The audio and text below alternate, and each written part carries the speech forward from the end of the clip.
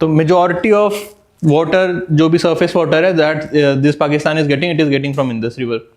और it's very important because Indus river हमारे यहाँ से फ्लो करते हुए जाती है। We are the upper riparian state और हमारे पास एक वाटर ट्रीटी भी है, अभी देखेंगे उसमें क्या फ्रॉड हो रखा है। सो जो ये बेल्ट इनिशिएटिव्स हैं, 6 मेजर रोड कनेक्टिविटी प्रोजेक्ट्स हैं उनमें साउथ एशिया में एक है इनका CPEC, China Pakistan economic corridor. Roadways के 6 हैं इनके ऐसे, बहुत बहुत बड़े हैं। सीपैक तो छोटा वाला है, बाकी तो यहाँ से चाइना से सीधा यूरोप तक ले जा रहे हैं वो। एक्सट्रेडिशन मतलब हम ये इंडियन कोर्ट्स को, इंडियन जुडिशरी को फेस करने के लिए आप उसको इंडिया भेजिए, जैसे विजय माल्या के लिए बोल रहे हैं ना, उसको वहाँ से इंडिया भेजो, उसको एक्सट्रेडिशन बोलते हैं। सोल्यूशन तो ये we have to isolate him, और इंटरनेशनल लेवल पे हमको इस तरह की चीज़ें करनी पड़ेगी। और back channel diplomacy is a very prominent thing. उसके 2 कोर लाई तो हमने हटा दिए, यूएई सऊदी, चाइना हम नहीं हटा सकते उसको, और जितनी तरीके से हम इसको आइसोलेट कर पाएँ, इसके अलावा कुछ नहीं हो सकता। और टॉक्स का कोई मतलब नहीं है, वॉर का कोई मतलब नहीं है। इन दिस वाटर ट्रीटी करना इस हमारे लिए ख़राब होगा, हमारी international image will be reprimanded because of that. और ये जो लड़के जो रेडिकलाइज हो गए, जो पहले पत्थर मारते थे, फिर ये इस तरह के वो एक कॉर्डन सपोर्ट मिलता था, फिर कॉर्डन सपोर्ट हटता था, फिर वहाँ से मिलिटेंट्स गोलियाँ चलाते थे, ऐसे करते थे वो।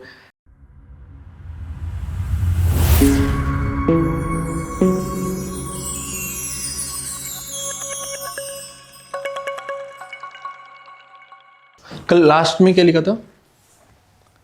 Promote model of India led development in the region. और वो डिस्कस कर रहे थे ना हम, Intra-SAARC trade is only 5%. 2014 वाला new neighbourhood policy. First policy. ठीक है ठीक है। आप लोगों ने देख ली रिकॉर्डेड वीडियोस? ठीक है। हाँ, सो आज हमको स्टार्ट करना है love of our life Pakistan. So neighbourhood में सब most important is Pakistan, India Pakistan relation. Mapping से ही शुरू करते हैं। आप लोगों ने बोला आपका मैपिंग उतना नहीं हुआ। बॉर्डर कितनी लंबी है, border between India and Pakistan?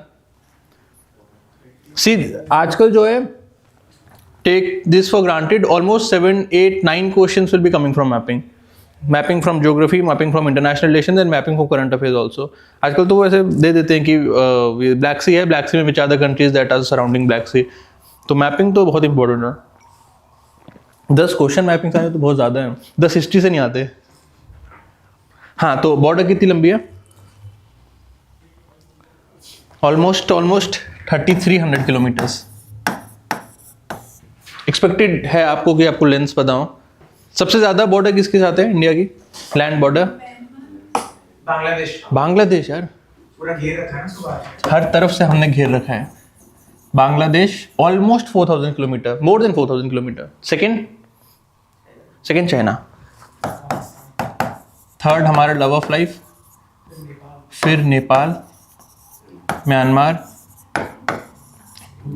Bhutan.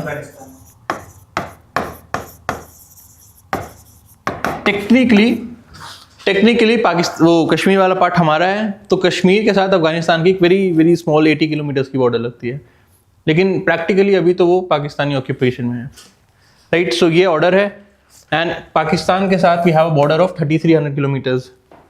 State of Gujarat, Rajasthan, Punjab and union territory of Jammu and Kashmir. Ladakh का नहीं लगता, हरियाणा का नहीं लगता, और हिमाचल प्रदेश का नहीं लगता। बी वेरी केयरफुल, लद्दाख का नहीं लगता है। एंड इनके ये 4 प्रोविंसेस हैं। ये वाला आपको थोड़ा पता होना चाहिए, बलूचिस्तान है। Balochistan has a border with Iran and Balochistan has a border with Afghanistan also. लोगों को लगता है बलूचिस्तान इंडिया बॉर्डर पे है इंडिया के साथ बॉर्डर नहीं लगता, एकदम दूर है। वो दूसरा है। गिलगिट बल्तिस्तान तो अलग है, वो अलग चीज़ है। बलूचिस्तान जहाँ पे ये इंस्टेबिलिटी और जहाँ पे राइट्स चल रहे हैं कि उनको सेसेशन करना है, they want to free out of this Pakistan वाला, वो अलग है। बलूचिस्तान बहुत बड़ा है, सबसे बड़ा प्रोविंस है इनका। वैसे भी क्या ही है उनके पास रिसोर्सेज, तो खैर हर जगह ही है। जैसे इंडिया फर्टाइल लैंड है, वो भी फर्टाइल लैंड है, उनमें भी सारे मिनरल रिसोर्सेज है, सब कुछ तो उनके पास भी है। पोर्ट्स यहाँ पे ज़्यादा हैं, सिंध में ज़्यादा पोर्ट्स हैं उनके पास, बलूचिस्तान में कुछ नहीं है। एंड द नेक्स्ट चीज़ इसके बाद जो हमको पता होनी चाहिए, एक प्रोमिनेंट रिवर है इंडस। इस तरीके से this Indus river is flowing over there, majority of Indus river वहीं पे फ्लो करती है। फिर बाकी तो ज्योग्राफी वाला पार्ट है। एक सबसे मेजर ट्रिब्यूटरी जो है इंडस रिवर की, which is the major tributary, largest tributary of Indus river, good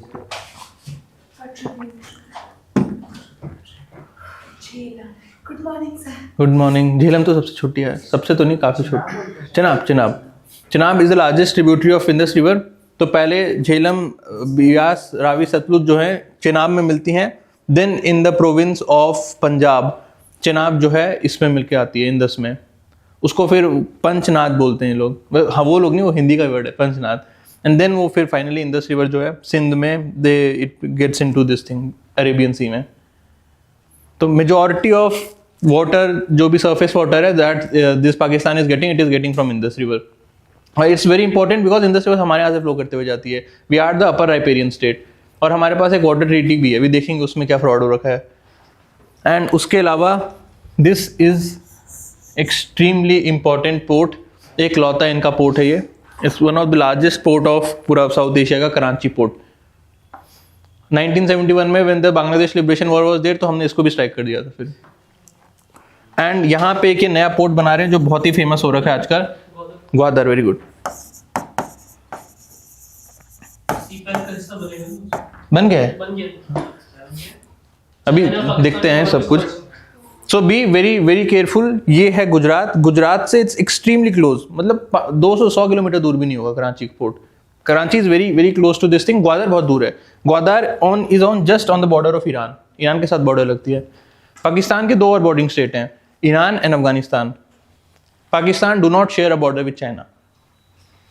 और ये अफगानिस्तान वाला जो बॉर्डर है इसको ये दुरान लाइन बोलते हैं, ये पूरा यहाँ तक। इस पे भी डिस्प्यूट चल रहा है। ये जब से बना था तब से ही डिस्प्यूट है इस पे। हर बाउंड्री पे डिस्प्यूट है, कि हर बाउंड्री पे डिस्प्यूट है। Same with China. चाइना की तरह इनकी हर बाउंड्री पे डिस्प्यूट चल रहा है। 3 बॉर्डरिंग स्टेट हैं इसके, तीनों के साथ ऐसे बॉर्डर डिस्प्यूट्स हैं। चाइना, ईरान के साथ तो बहुत बहुत सीरियस डिस्प्यूट्स हैं इसके। यहाँ पे तो पश्तून्स हैं, लोकल पॉपुलेशन है दुरान लाइन की, सो वो कह रहे हैं दुरान लाइन को थोड़ा सा आप वेस्टवर्ड शिफ्ट करिए। अफगानिस्तान का एरिया थोड़ा सा बढ़ाने को कह रहे हैं।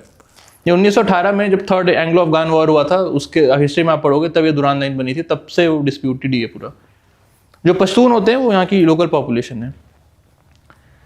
एंड ये है हमारा topic of the day, Gwadar port.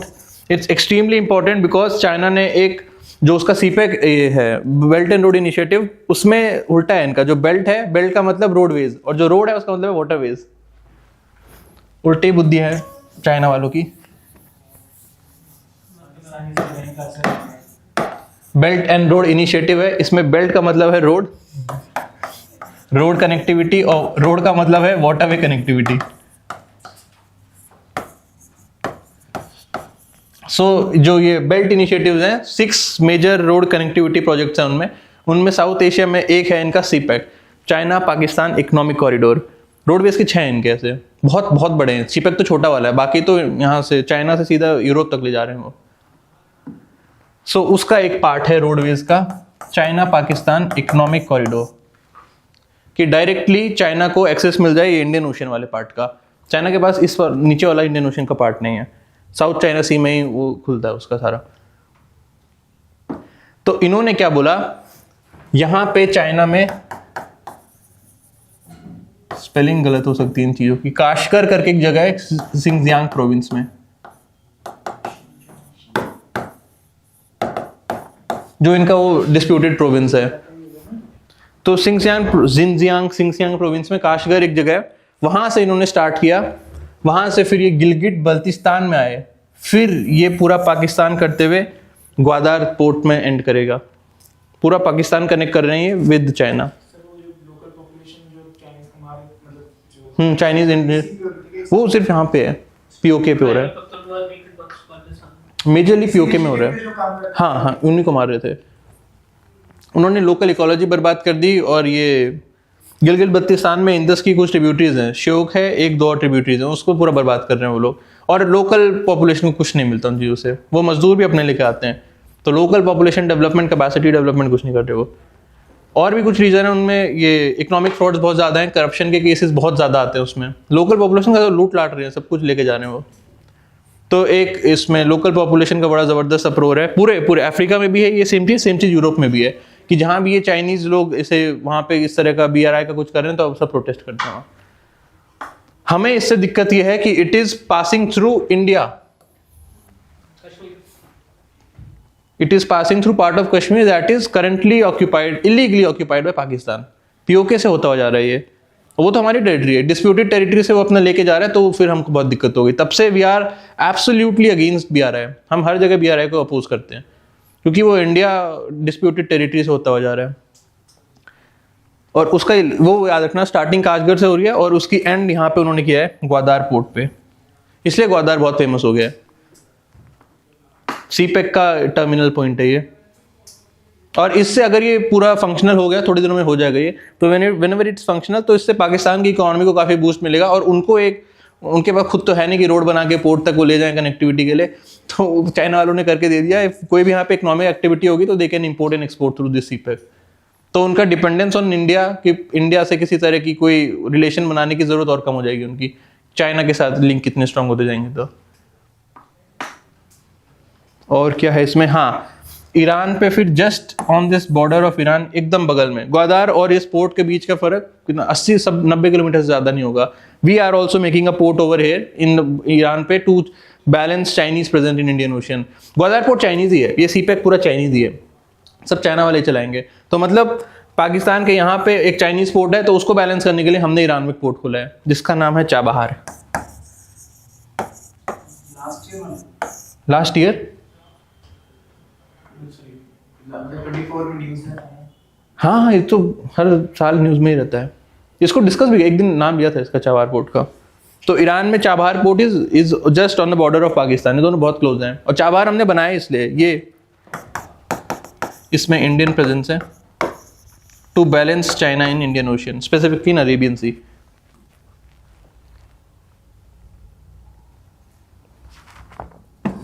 और अभी जानने के लिए क्या है इसमें,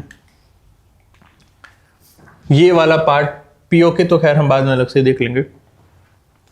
राइट, दिस इज पाकिस्तान।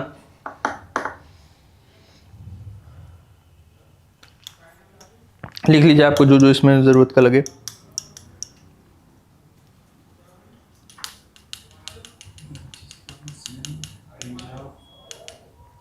और ये देखिए, ये रहा किसी और से।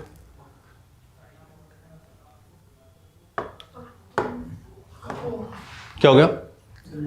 सबसे ऊपर वाले कैटेगरी का नाम क्या है? पंजाब, सिंध, बलूचिस्तान, खैबर पख्तून, 4 प्रोविंस हैं इनके। ये उन्होंने प्रोविंस पहले एडमिनिस्ट्रेशन सिंपल रहे तो छोटे छोटे बड़े टुकड़ों में, बड़े एडमिनिस्ट्रेटिव टुकड़ों में बांट देते थे देश को। तो ये ब्रिटिशर्स ने बांटे थे। अब उनके पास, हाँ, उनका दिमाग उतना था नहीं कि इसको अपने स्टेट्स बनाए या कुछ करें। तो जो उन्होंने बांटे थे, इमेजिन करिए इतना बड़ा देश है, उसको 4 टुकड़ों में से बांट रखा है। तो एक वो कल्चरल सॉलिडारिटी की, सब एक भाषा बोलने वाले एक साथ रहे, आपकी कल्चरल कंजर्वेशन हो, वो सब कुछ नहीं। फिर उन्होंने जो बांटा था वही बांटा हुआ है इन्होंने। And very funny thing is, अब गिलगित बल्तिस्तान जो है, दिस इज POK। अब इसमें तो ना उनका कोई प्रोविंस आता है, ना उनका कुछ उसमें जुरिडिक्शन था, ना इनका कोई जुडिशरी है, ना कोई एग्जीक्यूटिव था। तो जैसे ये आया 2016 में शायद दिस वाज अनाउंस CPEC, और 2017 में उनके सुप्रीम कोर्ट ने बोला कि this Gilgit Baltistan will be the 5th province of Pakistan. उनको 5th प्रोविंस बना दिया। एंड 2017-18 में they have passed in legislation and they have extended the jurisdiction of Supreme Court of Pakistan in Gilgit Baltistan. बस इसलिए क्या उन्होंने कि एक तरह से एक सिक्योरिटी दे पाए वो चाइना को कि आप गिलगित बल्तिस्तान से अपनी रोड बनाइए, वो हमारा ही है। इस पे फिर हमने हर तरह से बहुत बहुत बहुत स्ट्रांग प्रोटेस्ट दिया था कि इसमें Shimla agreement is also there और डिस्प्यूटेड टेरिटरी है, तुमने ऐसे कैसे किया। फिर जब हमने 370 हटा के वो जम्मू कश्मीर एक्ट बनाया तो हमने लिख दिया कि पूरा जम्मू कश्मीर हमारा है, वो तो हमारा ही है वैसे। So Gilgit Baltistan, they are claiming कि this is their 5th province. हाँ, और हम ये डिस्कस कर रहे थे, ये है एक ये छोटा सा जो आपको लैंड स्ट्रिप दिख रहा है। हाँ, नहीं, ये नहीं दिया, वो यहाँ पर है। ये जो छोटा सा एक लैंड स्ट्रिप है, इसका नाम है वकान कॉरिडोर।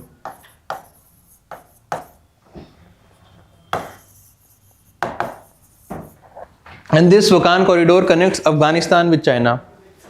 इस वकान कॉरिडोर के वजह से पाकिस्तान और चाइना की कोई लैंड बॉर्डर नहीं लगती, ऊपर से अफगानिस्तान कनेक्टेड रहता है, वरना चाइना और पाकिस्तान की एक लैंड बॉर्डर होती। इंडिया और अफगानिस्तान का बॉर्डर। हाँ, यही बॉर्डर इंडिया अफगानिस्तान का जो 100 किलोमीटर का है। हाँ, मतलब पाकिस्तान ऑक्यूपाइड है वो। पाकिस्तान इंडिया वाला इसका प्लेन को दिखा रहा है, ये तो इंडिया में दिखाता है, इसको पाकिस्तान में भाई मैप बनाने लगी मैं 1 मिनट, ये सब वहाँ कैसे आ गया? अरे एंटी नेशनल काम नहीं करने। अब मैप में तो पाकिस्तान को दिखाऊंगी या इंडिया को दिखाऊंगी? तो इसलिए तो लिखा है गिलगिट बल्तिस्तान है, ये पीओके का पार्ट है, ये है India. So Wakhan corridor Afghanistan का है and that connects Afghanistan with China. That's why Pakistan और चाइना की बॉर्डर नहीं लगती। अब तो खैर उनका पीओके है तो पीओके से लगती है। किसमें? करेंगे।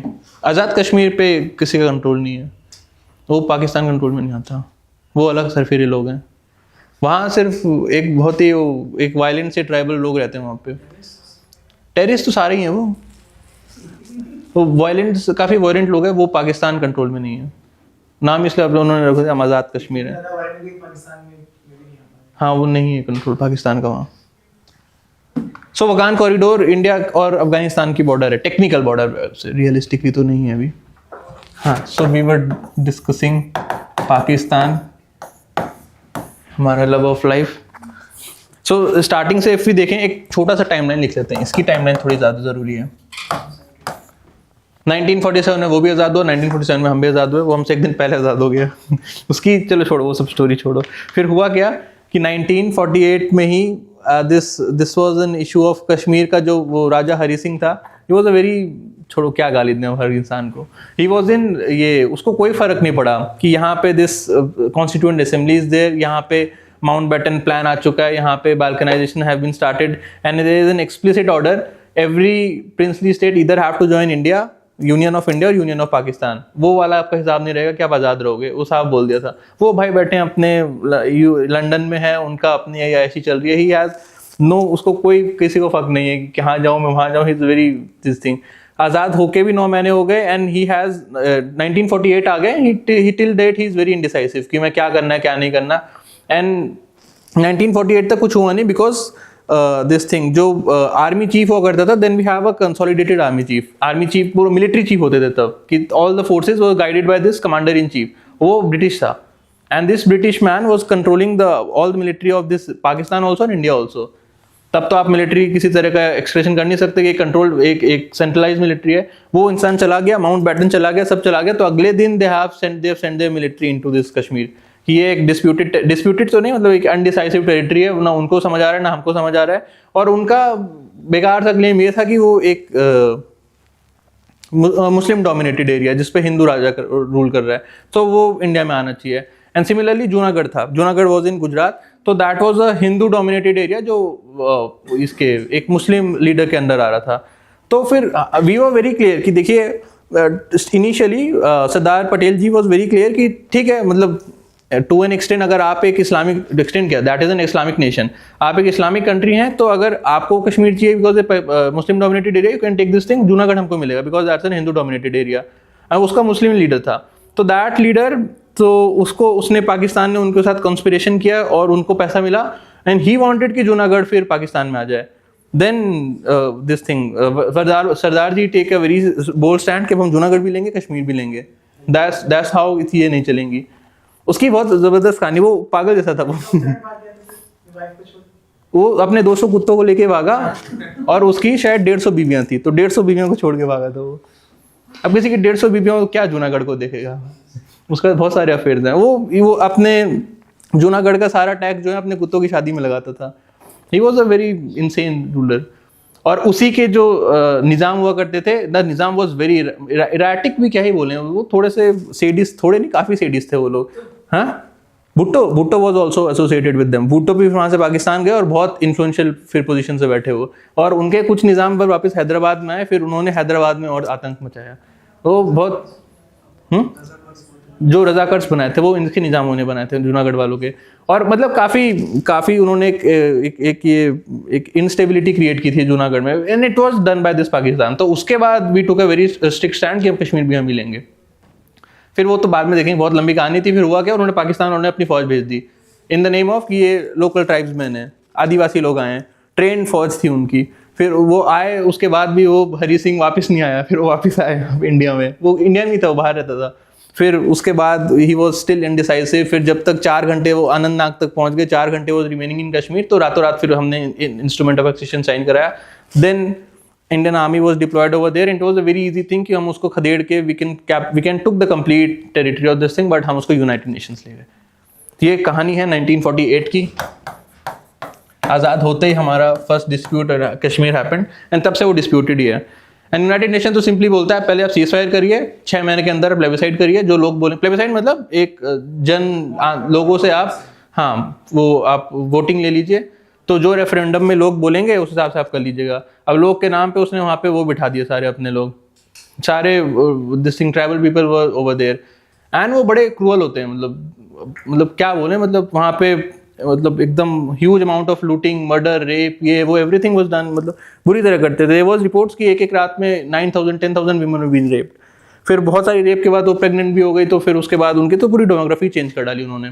फिर बांग्लादेश में तो देयर आर आज के ज़माने में 10 लोग बोलते हैं 8 to 10% people are in Bangladesh वो हैं those are been born because of rape done by Pakistani military.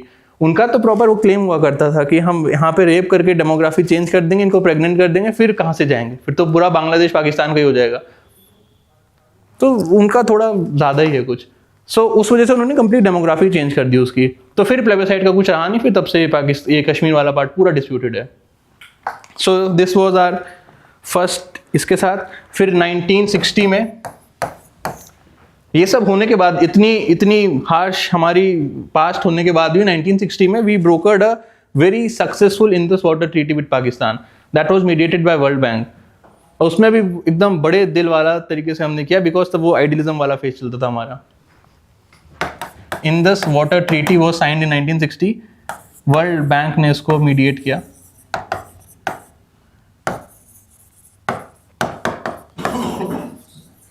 इसको तो बाद में बहुत डिटेल में देखेंगे क्या इंडस वाटर ट्रीटी में है। एंड दिस इज आज के ज़माने में this is the only legally binding successful आप बोल सकते हो एक तरह का arrangement that is between India and Pakistan. There are multiple fights, nuclear deterrence, ये वो लड़ाइयाँ आज के ज़माने में there is no diplomatic talk, nothing, but there is a commission of Indus water commission and every year our people are going into Islamabad people are coming to India every year to discuss how this water sharing will be happening। मतलब इतना कुछ होने के बाद भी this is the only एक law बोल सकते हो that is linking between India and Pakistan, ये चलता है। उसमें भी ये बहुत रोना धोना करते हैं, हम बाद में देखेंगे। सारा पानी हमारा है, मतलब अपर riparian state generally have an upper hand, क्योंकि मेरे यहाँ से आपके वहाँ पे जा रहा है ना, तो इट्स जनरली अपर हैंड रहता है। नहीं भी रहता तो मेरी बार्गेनिंग पावर ज़्यादा रहेगी। एक तो मैं बड़ा देश हूँ, सारा पानी मेरे यहाँ से आपके वहाँ जाएगा, सो बार्गेनिंग पावर नेचुरली मेरी थोड़ी ज़्यादा रहेगी। 90% of all the water of Indus and its tributary have been given to Pakistan. हमारे पास सिर्फ 10% पानी है, और उसमें भी गिवन द फैक्ट कि हिली एरियाज में लोगों को लगता है पानी बहुत है, हिली एरिया बहुत सूखे होते हैं। आप तो अल्मोड़ा नैनीताल से हो ना, वहाँ भी ग्राउंड वाटर बहुत खराब है। मैं तो अल्मोड़ा से हूँ, ग्राउंड वाटर नहीं है। शिमला विमला में पानी होता ही नहीं है। सो हिली एरियाज में पानी बहुत खराब होता है। उसके बाद जो 10% हमको पानी मिला है, उस वाटर को भी हम टैप करते हैं, तो they are going into ICJ, they are going into ये वाला ट्रिब्यूनल, वो वाला ट्रिब्यूनल की ये इंडस वाटर ट्रीटी बैन कर रहे हैं, इंडस वाटर ट्रीटी ये ब्रेक कर रहे हैं। तो हम पूरा इंडस वाटर ट्रीटी अब चेंज करना चाहते हैं। एक हमारे पास ऑप्शन है, हम पानी रोक देंगे तो मरी जाएंगे वो, because all their agriculture everything is coming from Indus river. हमने मतलब वी हैव अ वेरी एक स्ट्रॉन्ग लीवरेज हमारे पास। जैसे चाइना लीवरेज यूज कर रहा है ब्रह्मपुत्र का, वो तो खैर बहुत गलत तरीके से कर रहे हैं, हम वो कभी नहीं करेंगे। We can do very easily, हम पानी डाइवर्ट कर सकते हैं, वो अगले दिन मर जाएंगे। फॉरेन एक्सचेंज तो है नहीं, पैसा कहीं से खरीद के लाएंगे वो अनाज जो उगा रहे हैं, that is all dependent on Indus river. तो एक ये ऑप्शन है कि इंडस रिवर को हम एज अ लीवरेज यूज कर सकते हैं to bargain with Pakistan. Treaty देखेंगे बहुत फ्रॉड है, बहुत मतलब हमको बहुत नुकसान हुआ है उसमें। फिर 1965 में हमारी एक और वॉर हो गई। हाँ, we have 49 treaties with Bangladesh water sharing की। तीस्ता की नहीं है, बाकी सबके साथ है। तो 1964 में फिर अनदर वॉर हो गई। फिर ये वॉर में भी we presented a huge military superiority compare to Pakistan. हम लोंगे वाला से लड़ते लड़ते we went almost 70-80 kilometres inside Pakistan border. फिर उसके बाद हम रिट्रीव किया। देन ऑल्सो हमने कश्मीर नहीं रिजॉल्व किया, कुछ नहीं। उस जमाने में बस एक ही इशू था हमारे पास, कश्मीर। तब वहाँ पे कश्मीर में मिलिटेंसी नहीं होती थी। जो मिलिटेंसी और ये जो सब ये शुरू हुआ है दैट स्टार्टेड इन 1990। उससे पहले कुछ नहीं था कश्मीर में। कश्मीर में बस ये था कि वो एक क्या कश्मीर लेके बैठे थे, दैट्स अ बिग थिंग वैसे, बट उसके अलावा किसी तरह की मिलिटेंसी नहीं थी कश्मीर में। तो 65 में वॉर हुई और उसके बाद we have a decisive victory, but still Kashmir हमने रेज भी नहीं किया। तो वही diplomatically we were very very weak at that period of time. जैसे हमने बोला था कि एक रीजनल लीडर का तो कोई स्कोप ही नहीं था हमारा, हमने डिस्कस भी नहीं किया। देन 1971 में we have Bangladesh liberation, and इसके साथ ही we have Shimla agreement. Shimla agreement जो हमने कल डिस्कस किया था, शिमला एग्रीमेंट में we have accepted, we have recognise line of control, we have recognise is a part of Kashmir that is disputed. And second हमने उसमें बोला the resolution of the dispute will be amicable, will be done mutually and will not, we both will not be allowing any third party to interfere in our discussion of any dispute between us. Amicably हम दोनों करेंगे, कोई तीसरा इंसान हम लेके नहीं आएंगे। और हमने रिकॉग्नाइज कर दिया कि देयर इज एन LOC। ये भी 1972 में हो गया था शिमला एग्रीमेंट। देन उसके बाद हमारे पास फिर एंड 1971 बांग्लादेश लिबरेशन में, मतलब जब दो टुकड़े कर दिया, सब कुछ कर दिया, तो देन इट वाज एस्टैब्लिश कि पाकिस्तान की जो मिलिट्री कैपेसिटी है that is nothing compare to capacity of India. फिर उन्होंने बोला इस तरह की कन्वेंशनल वॉर में तो we do not stand any chance with India. 14 दिन में वो हमारी आधी सेना पकड़ सकते हैं, दे कैन डू एनीथिंग। सो 1971 में उन्होंने बोला एक्सप्लिसिटली, उनकी आर्मी ने बोला, आर्मी चलाती है उनका देश, तो their ISI and their leader have said कि we will be taking unconventional route, ये जो नॉन ट्रेडिशनल फाइटिंग प्रैक्टिसेस होती हैं to combat India and to take this interest of Pakistan head. तो उन्होंने बोला वो ब्लीडिंग बाय 1000 कट, हम प्रॉक्सी वॉर्स करेंगे, हम रेडिकलाइजेशन करेंगे, हम कश्मीर में घुस जाएंगे, वी विल डू दिस, यहाँ पे कम्युनल राइट्स करेंगे, हम हिंदू मुसलमान के बीच में फ्यूड स्टार्ट कर देंगे हम, then will be doing terrorism, ये वो मनी लॉन्ड्रिंग, इसमें ड्रग ट्रैफिकिंग, ये वो 50 तरह की चीज़ें करता है वो। तो वो उनकी that's a state policy of them, मतलब एक्सप्लिसिटली दे हैव सेड कि वी हैव टू चेक कि पाकिस्तान का interest in the region is upholded and that will only be upholded जब ये इंडिया का राइज हम चेक कर सकते हैं। हमें लड़ तो सकते नहीं इंडिया का राइज चेक करने के लिए, तो इस तरीके से हम वी विल इंश्योरिंग कि we can't punch him in the face, so we will be bleeding him by 1000 cuts, छोटे छोटे यहाँ से काट के फिर उसका खून निकालेंगे। So that's a state policy of Pakistan. ये 1971 में they have shifted to that thing कि अब नहीं लड़ेंगे इससे। देन उसके बाद एक छोटा सा हुआ था 1983 में सियाचिन ग्लेशियर का। 83 में हुआ था क्या? इसमें लिखा नहीं है मैंने।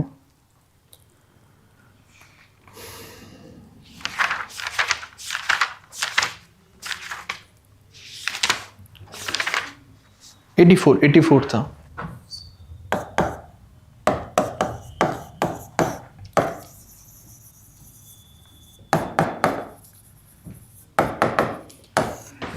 सो सियाचिन ग्लेशियर, मेघदूत। सो सियाचिन ग्लेशियर जो ट्रांस, आपकी ज्योग्राफी हो गया होगा, ट्रांस हिमालय में आता है, काराकोरम रेंज। ट्रांस हिमालय का एक very prominent range is Karakoram range, उस पे उसके भी सबसे ऊपर वाले पार्ट पे सियाचिन ग्लेशियर इज देयर, जहाँ पे POK खत्म होता है, जहाँ पे ये वाला अक्साई चेन शुरू होता है, उसके बीच में we have this Siachen glacier and that is holding almost, अगर हम पोल्स हटा दें, पोल्स हटाने के बाद that is holding almost 10% of surface fresh water of the world. वो इट्स एक्सट्रीमली लार्ज। पूरा ट्रांस हिमालय बहुत बहुत बड़ा है। दैट इज थर्ड पोल ही बोलते हैं उस पूरे एरिया को, बहुत ज्यादा उसका फ्रेश वाटर है। Shyok river, Nubra river and there are plenty of different river that are flowing from Siachen glacier. Indus की सारी ट्रिब्यूटरी हैं, almost 10% of the water of Indus is coming from Siachen glacier. But हमारा कंसर्न ये है कि वो बहुत हाइट्स पर है एंड एक बहुत स्ट्रेटेजिक लोकेशन है। If you are capturing over there, तो आप एक सिग्निफिकेंट पोर्शन ऑफ ये जो भी हिमालयन, ट्रांस हिमालय में क्या होता है कि देयर स्पेसिफिक एरिया जहाँ से आप क्रॉस कर सकते हो। पहाड़ है तो हर कहीं से आप क्रॉस नहीं कर सकते, उनको पासिस बोलते हैं। स्पेसिफिक पासिस आर देयर, अगर if you have to cross in Himalaya तो एक स्पेसिफिक पास से ही क्रॉस कर पाओगे, पहाड़ चढ़ के थोड़ी भी क्रॉस करेगा। सो ऑलमोस्ट जितने भी सराउंडिंग पासिस हैं, you can have a dominance over there अगर आप हाइट्स पे हो तो। पहाड़ों में यही होता है, अगर आप लड़ाई कर रहे हो, अगर आप हाइट्स पे हो तो you have an upper edge over there. आप सीधा पासिस कंट्रोल कर लीजिए, आ ही नहीं सकती फौज वहाँ, ऊपर से आप you can bombard with them anything और फिर वो आ ही नहीं पाएंगे। सो 1984 में पहले से इट वाज एस्टैब्लिश कि हम इसको डीमिलिटराइज करके रखेंगे पूरा सियाचिन ग्लेशियर को, ट्रांस हिमालय को। बट पाकिस्तान रातों रात उन्होंने वहाँ पे जाके कैप्चर कर लिया। एंड उसका एल्टीट्यूड शायद कितना होगा, 25-26 हज़ार फीट होगा, it's a very in hostile area. तो वहाँ पे हम गए, हमने लड़ाई करी, हमने उसको कैप्चर किया, एंड देन उसके बाद अगले साल वो बोलते हैं ठीक है इसको दोबारा डीमिलिटराइज कर देते हैं, आप भी नीचे आ जाइए। तो तब से आज तक इंडियन ट्रूप्स 12 महीने are deployed in Siachen glacier. This is the highest, पूरी दुनिया में कोई कहीं भी यहाँ पे मिलिट्री हैज बीन डिप्लॉयड। ये तो बिल्कुल हॉस्टाइल एरिया है, वहाँ रहने की मतलब ही नहीं होता। जो वहाँ का गर्म पानी होता है एकदम उबला हुआ हॉट वाटर, वो 30 सेकंड रहता है वहाँ पे। So if you have to drink water, if you have to do anything, आपका 30 सेकंड है, आप अपनी बॉडी नहीं एक्सपोज कर सकती। If you have to pee और if you have to do this relief, natural relief के लिए, तो 15-20 सेकंड ज़्यादा बॉडी नहीं रिलीव कर सकते, वो एक्सपोज कर सकते। वहाँ पे Indian military has been deployed for this complete, तब से आज तक है वहाँ पे। एंड हमने वहाँ इसलिए पकड़ रखा है because it's a strategically very important thing. अगर कल को वहाँ से वो आगे पीओके से आगे एक्सटेंड करना चाहेंगे, अब नहीं कर सकते हो, बिकॉज पीओके से कश्मीर को कनेक्ट करने वाले जितने पासेज हैं, you can have a dominance अगर आप वहाँ पे सियाचिन ग्लेशियर पे हैं। तो ये छोटा सा हुआ था। एंड देन उसके बाद 1998 में 99 में कारगिल वॉज देयर। कारगिल में भी सेम थिंग हैपेंड। पहले विंटर्स में वी हैव एन अरेंजमेंट कि आप भी मत आइएगा, आप भी मत आइए। विंटर में it's a very hostile area, पूरा Kashmir is a very very hostile area. वहाँ तो लोग ट्रांसह्यूमन्स करते हैं। ट्रांसह्यूमन्स मतलब गर्मी के टाइम पे लोग ऊपर रहेंगे, ठंडी में जो भी ट्राइबल लोग होते हैं नीचे आ जाते हैं। वहाँ का लोकल नहीं जी पाएगा, हम कैसे जिएंगे, फौज वाले कैसे जाएंगे वहाँ। तो देयर इज एन अरेंजमेंट कि विंटर के पीरियड में आप भी मत जाइएगा, हम भी मत जाएंगे, नहीं जाएंगे। तो फिर विंटर खत्म होने का एक डेट था कि उस डेट पे फिर आप भी अपने, हमारी पोस्ट है वहाँ पे, हमारी भी उनकी भी, आप अपने पोस्ट पे चले जाइए, हम भी अपने पोस्ट पे चले जाएंगे। तो जैसे जो लाइन थी शायद मार्च या अप्रैल में बोला था कि दोनों आते हैं, उससे 1 महीने पहले वो सारे इंडियन पोस्ट पे आके बैठ गए। 4 थे वो, 4 या 5 थे, उसमें से एक टाइगर हिल था। तो ऐसे काफ़ी पोस्ट में वो आके बैठ गए। और फिर हमारा इंटेलिजेंस भी नहीं था, हमको लोकल वो जो चढ़ा शेपर्ड जो होते हैं उन्होंने बताया तो पाकिस्तानी ट्रूप बैठे हैं वहाँ पे। फिर उस पर दोबारा अटैक किया। फिर वही इसमें it's was a very very bloody war, नहीं था, दैट्स वाज अ कॉन्फ्लिक्ट, हम इसको वॉर नहीं बोलते। So it's was a very bloody conflict because वही they have captured the height. कोई एक ऊपर बैठा है, ऊपर से कोई बम्बार्ड कर रहा है, हमको नीचे से जाके करना पड़ेगा। तब तो ड्रोन थे नहीं कि ड्रोन से सारे न्यूट्रलाइज कर देंगे। तो बहुत casualty was extremely high, 1:5 ratio में कैजुअलिटी हुई। इंडिया की कैजुअलिटी वॉज एक्सट्रीमली हाई होती है, नीचे से ऊपर जाओगे तो मारेगा ही सामने वाला। एंड उसमें एक न्यूक्लियर डेटरेंस भी था, यूएसए का बहुत स्ट्रॉन्ग इंटरफेरेंस था उसमें। यूएसए ने दिखाया कि ही हैज़ अ वेरी, मतलब Pakistan is a very core interest of USA in पूरा साउथ एशिया। 99 में।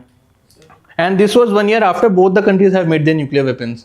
तो उन्होंने एक ये न्यूक्लियर बफ भी खेला कि आप करो, हम न्यूक्लियर बम मार देंगे। So very famous line of this. Then रातों रात ही दिस अटल जी वो समन्ड इन, तो वो गए थे White House and very strong pressure was there, इसको छोड़ दीजिए। So we have a very ऐसे एक ब्रंट सिंपल लाइन थी, दैट्स आवर टेरिटरी, ये हम नहीं छोड़ेंगे। फिर उन्होंने बोला nuclear deterrence is there, nuclear bluff is there, वो न्यूक्लियर बम मारेगा। तो बड़ा अपने अंदाज में उन्होंने कुछ बोला था ना कि अगर मैं अपना 1/4 ऑफ इंडिया देने को तैयार हूँ, but I will be making you assure कि कल का सूर्योदय पाकिस्तान नहीं देखेगा। मतलब हमारे पास सेकेंड स्ट्राइक कैपेबिलिटी है कि अगर आप न्यूक्लियर बम मारोगे so we'll have the capacity कि विल बी रिटायरेटिंग बैक। 1998 में हमने सेकंड स्ट्राइक कैपेबिलिटी बना ली थी, मतलब मल्टीपल डिफरेंट न्यूक्लियर साइट्स होगा। अब न्यूक्लियर बम मारेगा सबसे पहले तो सेंट्रल दिल्ली में मारेगा, और सेकंड वो वहाँ मारेगा जहाँ पे न्यूक्लियर स्टैब्लिशमेंट है, कि हम न्यूक्लियर रिटेलिएट न कर पाए। तो we have different nuclear strikes, this thing. हमारा न्यूक्लियर ट्राइड भी है, हम लैंड से भी मार सकते हैं, पानी से भी मार सकते हैं, हवा से भी मार सकते हैं। तो तब हमने न्यूक्लियर सेकेंड स्ट्राइक कैपेबिलिटी बना ली थी। एक हमारे पास वो था कि वी कैन रिटेलिएट बैक।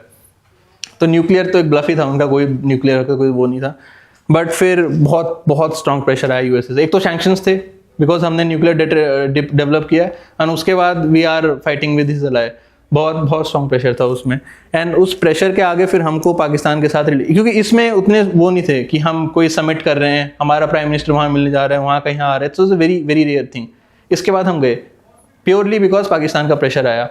और 99 में हमारी फॉरेन पॉलिसी चेंज हो चुकी थी। अब सोवियत तो रहा नहीं, तो only thing is was USA. तो हम we were also wanting to have good relation with USA, क्योंकि हाँ अभी देखेंगे। फिर उससे लड़ाई हो रही है, सब कुछ हो रहा है, still we were the one that were taking the steps to have better relation with Pakistan, purely because USA का प्रेशर बहुत ज़्यादा था। तो रातों रात यूएसए गए, फिर हमने पूरा उसको कैप्चर किया वापस, कारगिल वारगिल को। अगले ही साल 2000 में हम लाहौर गए। हमने ट्रेन यात्रा, बस यात्रा सब स्टार्ट करी, समझौता एक्सप्रेस बसें भी चला दी, सब कुछ चला दिया। आप prime minister visit to Lahore, ये दिस हैपेंड आफ्टर 1 year जो ये सब कर रहा है उसके बाद भी। तो देन वी विजिटेड लाहौर, हमने बोला कि we will increase our people to people connect, we will increase connectivity, trade, everything, ये वो। बट पाकिस्तान का ये है कि उनका जो डीप स्टेट तो बेकार का शब्द है, उनकी जो मिलिट्री है वही स्टेट है उनका, डीप वीप कुछ नहीं है, एक ही स्टेट है उनके पास, उनकी मिलिट्री एंड उनकी ISI. ISI is the this thing, इनका इंटेलिजेंस एजेंसी है उनकी, वो भी मिलिट्री चलाती है उनकी पूरी। तो जो उनकी आईएसआई है एंड उनकी मिलिट्री है, दे डू नॉट वांट कि इंडिया पाकिस्तान के रिलेशन अच्छे हो, क्योंकि उनकी रोटी उसी से चल रही है, उनके पास कुछ नहीं है कहने का, तो वो कहते हैं ये रहा, ये है हमारे दुख दर्द का सारा कारण, इसी ने सब कर रखा है, कुछ नहीं मिलता तो कश्मीर कश्मीर करने लगते हैं। सो उनका एग्जिस्टेंस का एक पूरा पार्ट है कि this dispute with India should be there, तो they never want India Pakistan के रिलेशन अच्छे हो। इसके बाद से आप एक पैटर्न देखेंगे, जब भी इंडिया हैव टेकन स्टेप्स कि हम रिलेशन इंप्रूव करें, तो फिर वो मारने आते हैं, वो मतलब उनकी मिलिट्री और वो सब। फिर इसके next year then parliament attack happened, और 2001 में पार्लियामेंट अटैक हुआ था नवंबर दिसंबर में, एक साल में एग्जैक्टली। और उसके टाइम गुजरात में there was huge this thing, terrorist attacks हुए थे। एक अक्षरधाम में हुआ था, एक और कहीं हुआ था, ये वाला अक्षरधाम नहीं, गुजरात में अलग अक्षरधाम है, वहाँ पे टेररिस्ट अटैक और एक और टेररिस्ट अटैक हुआ। Just to show, just to signify, relation नहीं बना सकते आप हमारे साथ, उनके डीप स्टेट को एक मैसेज देना था, तो उसके लिए इसको अगले पेज में लिखते हैं। 2001 में the infamous parliament attack and Gujarat attack happen.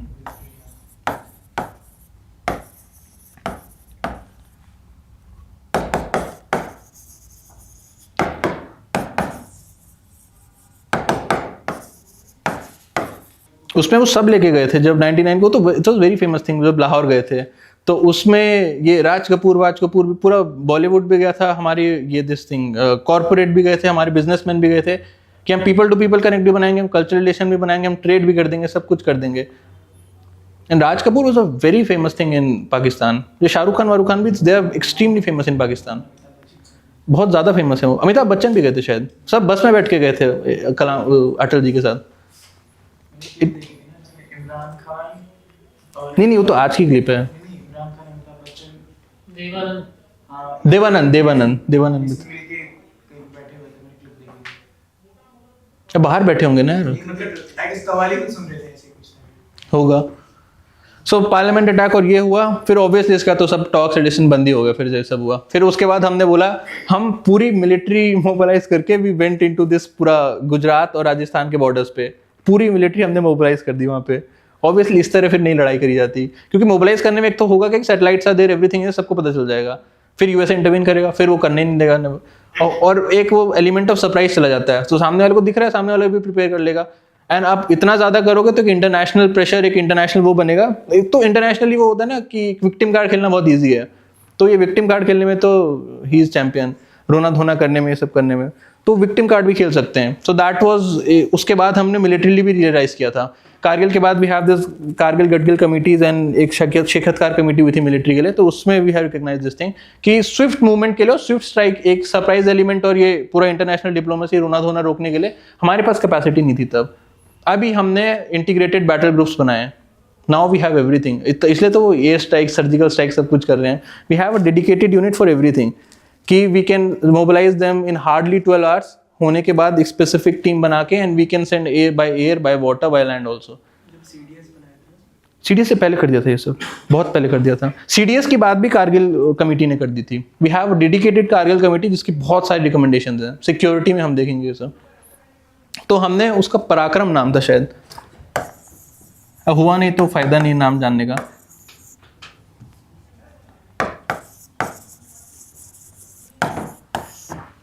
हमने पूरी अपनी मिलिट्री मोबिलाइज कर दी उनके बॉर्डर्स पे। ऑब्वियसली सैटेलाइट से सबको दिखता है कि सारे टैंक वैंक, सारे आर्टिलरी आ चुके हैं आपकी बॉर्डर पे, तो there was huge pressure by USA कि you can not cross the border now, बहुत फाइट्स हो गए, अब आप बॉर्डर क्रॉस नहीं कर सकते। And that period of time sanctions थे हमारे पास, 2001 की बात है, सैंक्शंस वाज वेरी स्ट्रॉन्ग। तो ऑब्वियसली फिर कुछ नहीं किया हमने, कुछ भी नहीं किया।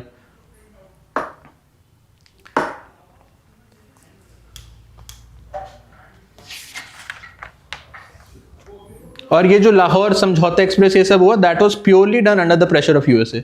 बहुत स्ट्रॉन्ग प्रेशर था, तभी हम रिश्ते बेहतर करने वहां पे गए।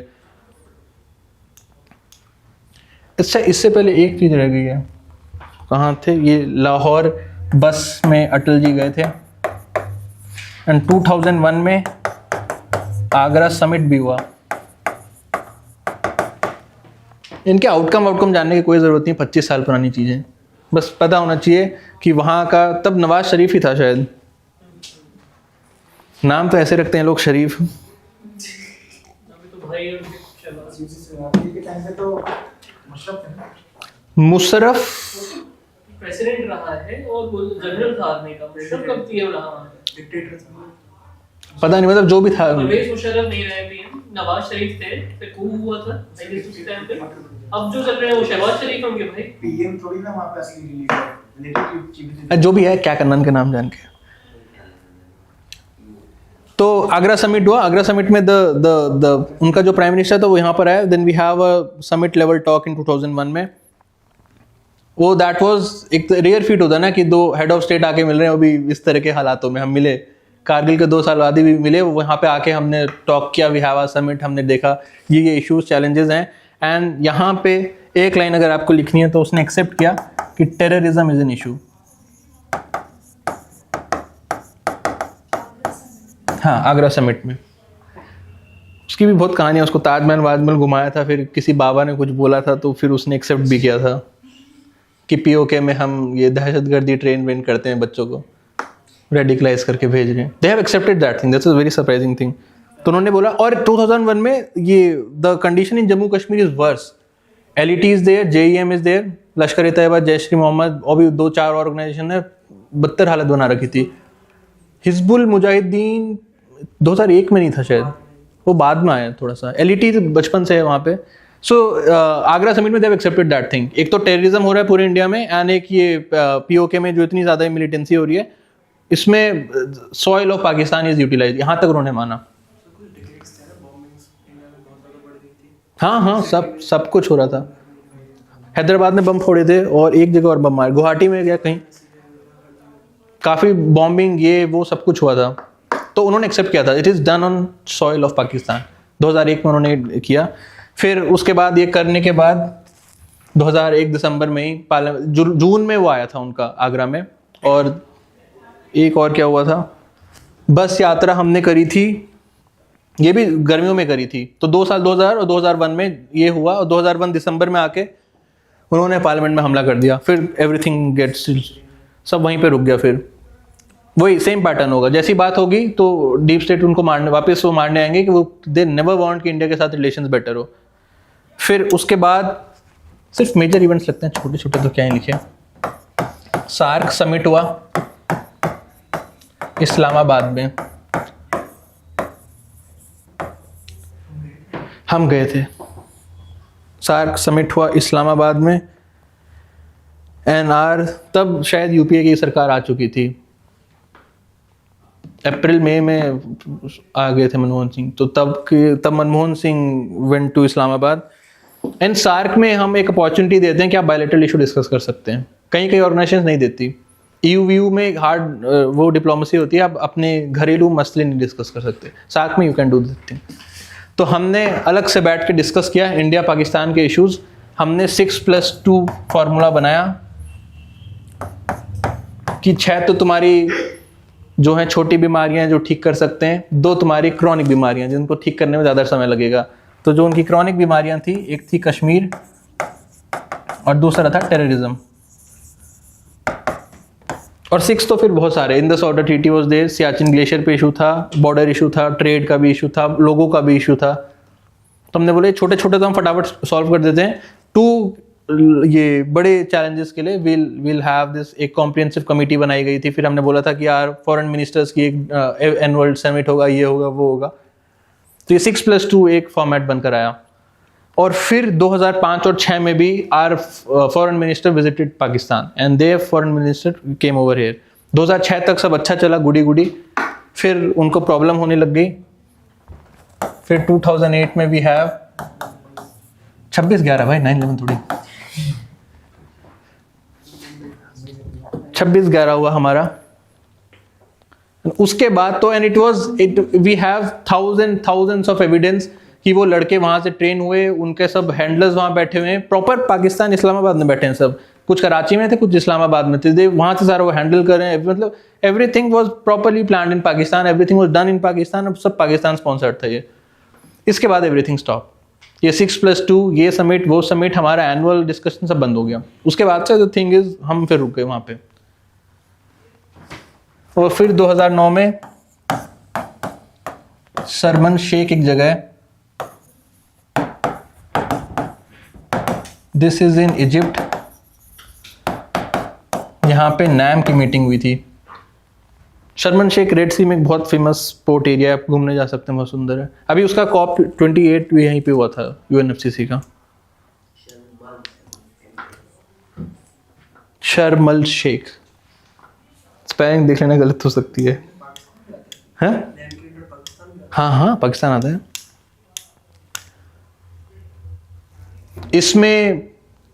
इसमें भी फिर हमने वेरी डिटेल में हमने फिर से डिस्कस किया, अगले साल ही डिस्कस किया हमने फिर से इंडिया पाकिस्तान की रिलेशन एवरीथिंग। फिर हमने बोला, मतलब डायरेक्टली तो नहीं, बट अगर तुम इस तरह मारोगे तो तेरा जैसे हमारी वीकनेसेस आप इस पे हिट कर रहे हो, बिलो द बेल्ट आपकी हिटिंग हो रही है यहाँ पे, कश्मीर में आप इस तरह की चीज़ें कर रहे हो, हमारा कम्युनल बैलेंस आप खराब करने की कोशिश कर रहे हो, आपके पास भी बिलो द बेल्ट हम मारेंगे, बलूचिस्तान इज देयर। तो एक्सप्लिसिटली तो नहीं, बट देयर इज थिंग कि हमने वी हैव बीन प्रोवोकिंग कि हम बलूचिस्तान में करेंगे फिर।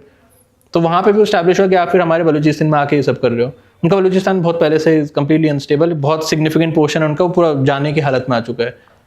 तो उसमें हमने बोला will be hitting below the belt also, अगर आप इस तरह की चीज़ें करोगे। सो नाम में हमने फिर से डिस्कस किया, let's come back to the table, ये सब चीज़ें डिस्कस करते हैं। एंड सबसे हमारे सबसे बड़ा टेररिज्म बंद करो। देयर शुड बी, एक तो एक्सट्राडिशन होना चाहिए, जितने भी ये पार्लियामेंट अटैक वाले हैं, 26/11 वाले हैं, ये गुजरात अटैक वाले हैं, इनके जितने हैंडलर्स हैं, you should be extraditing to us.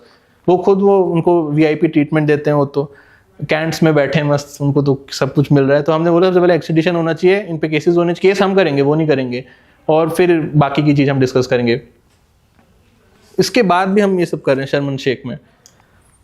And इसमें हमने डिस्कस किया टेररिज्म इन बलूचिस्तान,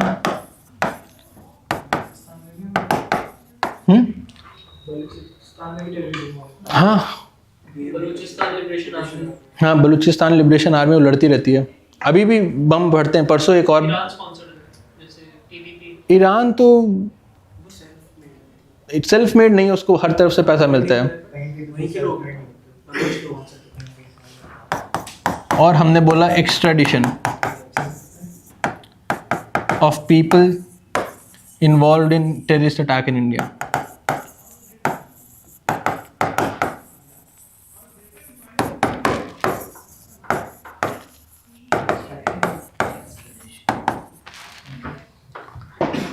क्या हो गया? वो हेडली करके, वो तो पाकिस्तान में ही था, इंडिया भी आया था, बॉम्बे भी आया था, वो सब आए थे बॉम्बे, जितने भी ये थे बड़े लोग। एक्सट्राडिशन क्या होता है? एक्स्ट्राडिशन मतलब हम ये इंडियन कोर्ट्स को, इंडियन जुडिशरी को फेस करने के लिए आप उसको इंडिया भेजिए। जैसे विजय माल्या के लिए बोल रहे हैं ना, उसको वहां से इंडिया भेजो, उसको एक्स्ट्राडिशन बोलते हैं। हाँ, शेख हसीना के लिए बोल रहे हैं आप इसको बांग्लादेश भेजो। फिर 2010 में अभी भी वी वर ट्राइंग कि हम चीज़ें सुधार सकें। तिम्फू भूटान में है, उसमें सार्क समिट हुआ। इसमें भी अगेन ट्राइड कि इंडिया पाकिस्तान की रिलेशन हम इम्प्रूव कर सकें। तिम्फू शायद ये कैपिटल है,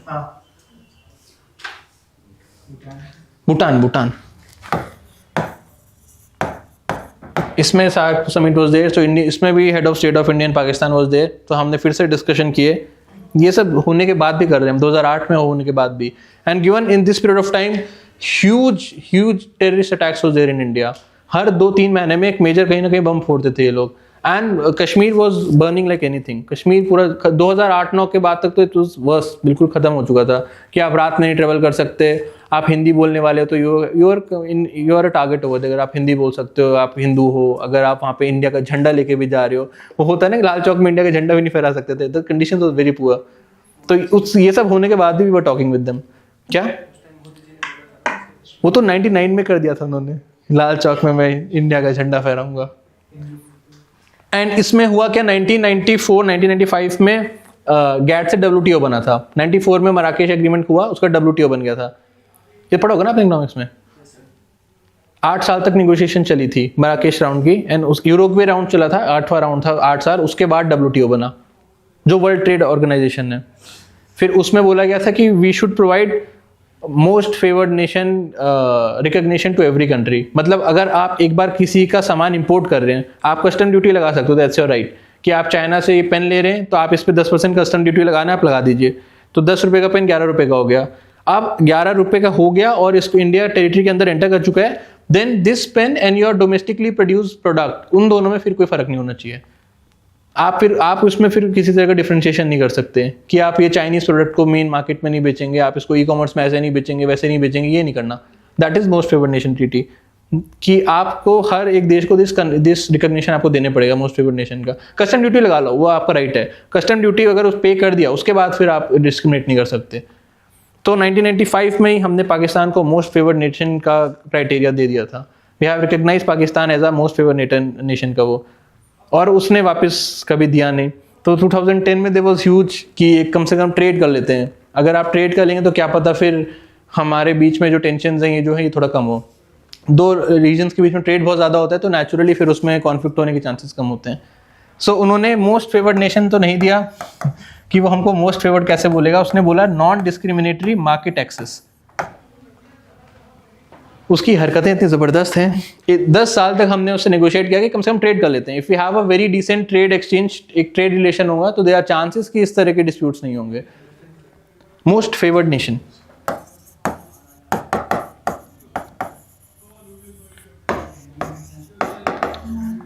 नॉन डिस्क्रिमिनेटरी मार्केट एक्सेस।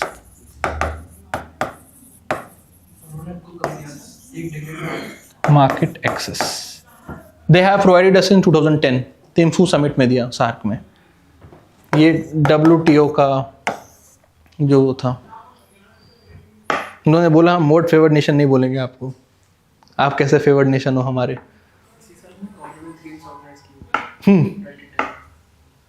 10 में हुए थे क्या? 2 साल बाद हुए थे बीजिंग ओलंपिक्स के। 8 में था बीजिंग ओलंपिक्स। हाँ होगा इसी टाइम। हाँ आए थे वो। ये तो 2017-18 तक हमको वीज़ा देते थे, अब वीज़ा नहीं मिलता। अब तो ये नाचने गाने वालों को भी नहीं मिलता। ये कौन एक बहुत famous singer is there in Pakistan, अब उनको नहीं मिलता वीज़ा।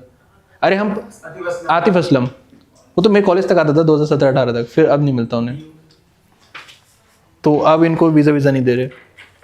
अब तो हेल्थ ग्राउंड के अलावा किसी को वीज़ा नहीं मिलता है। अब तो क्रिकेट मैच भी नहीं होता। हमने बोला हम पाकिस्तान नहीं जाएंगे, UAE में कराइए। राइट, एंड 2010 में ये सब हुआ। We have this non discriminatory market access. फिर अगेन डीप स्टेट को दिक्कत आएगी। फिर post 2010 there was huge amount of violence, radicalisation. Kashmir में militancy was there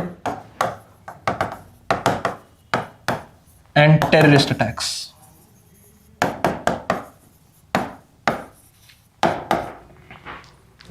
– 2010 के बाद एक वेव सी आई जो बहुत स्ट्रांगली ये सब हुआ। कंगना रनौत डिस्कस कर रहे हैं वहाँ।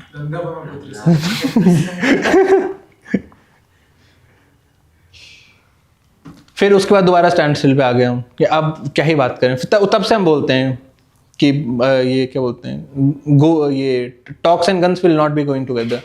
या तो खून बहेगा या तो बातें होंगी, साथ में नहीं करेंगे। फिर 2014 में रिजीम चेंज हुआ, Modi ji came into power, and सबसे पहले जो इनकी स्वेरिंग इन सेरेमनी थी,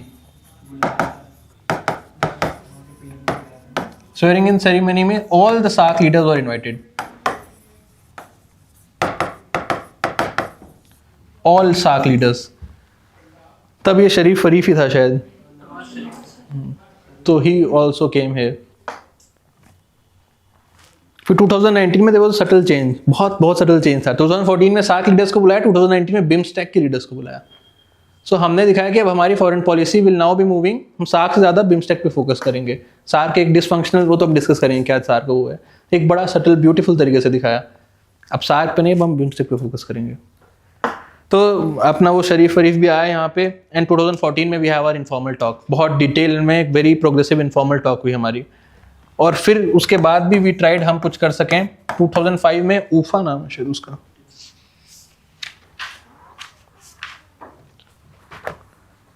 ऊफा।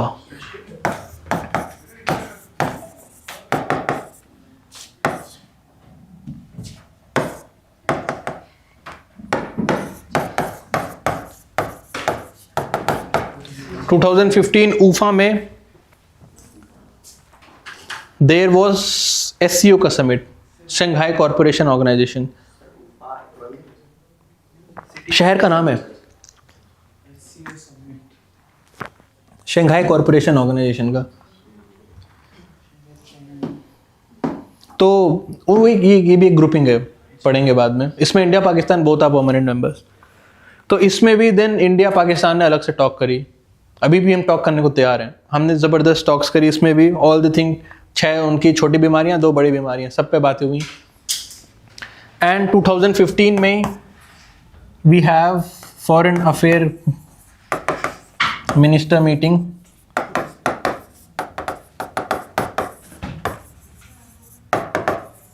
तब Sushma ji was a foreign affair minister. वो फिर भी एक थोड़ा सा एक वो सॉफ्ट लाइन लेती थी, he has the leverage. This man is very hard liner, this man is बढ़िया वाला। फॉरेन सेक्रेटरी थे। तो फॉरेन अफेयर मिनिस्टर हुए। A foreign affair visited Islamabad and their foreign minister came to India. ये 2 बार हुआ 1 साल के अंदर। एंड 2015 में ये head of state also met. और उसके बाद 2015 में ये शरीफ का जन्मदिन था, दिसंबर नवंबर में। So there was a surprise visit of our prime minister. वो अफगानिस्तान में थे, तो वो सरप्राइज वहाँ से पाकिस्तान गए उसको हैप्पी बर्थडे बोलने 2015 में। That was a very big deal. Indian prime minister कभी गए नहीं था पाकिस्तान कितने सालों से। लास्ट तब गया होगा जब वो अटल जी जब उसके हम उसको जन्मदिन मुबारक बोलने गए थे 2015 में। There was an informal visit of Modi ji, PM of India. नहीं, उसका जन्मदिन था, मेरे को याद है।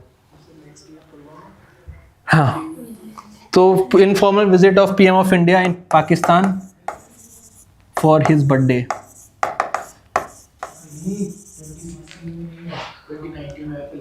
2016 में उड़ी हुआ है। उरी हुआ, पठानकोट हुआ।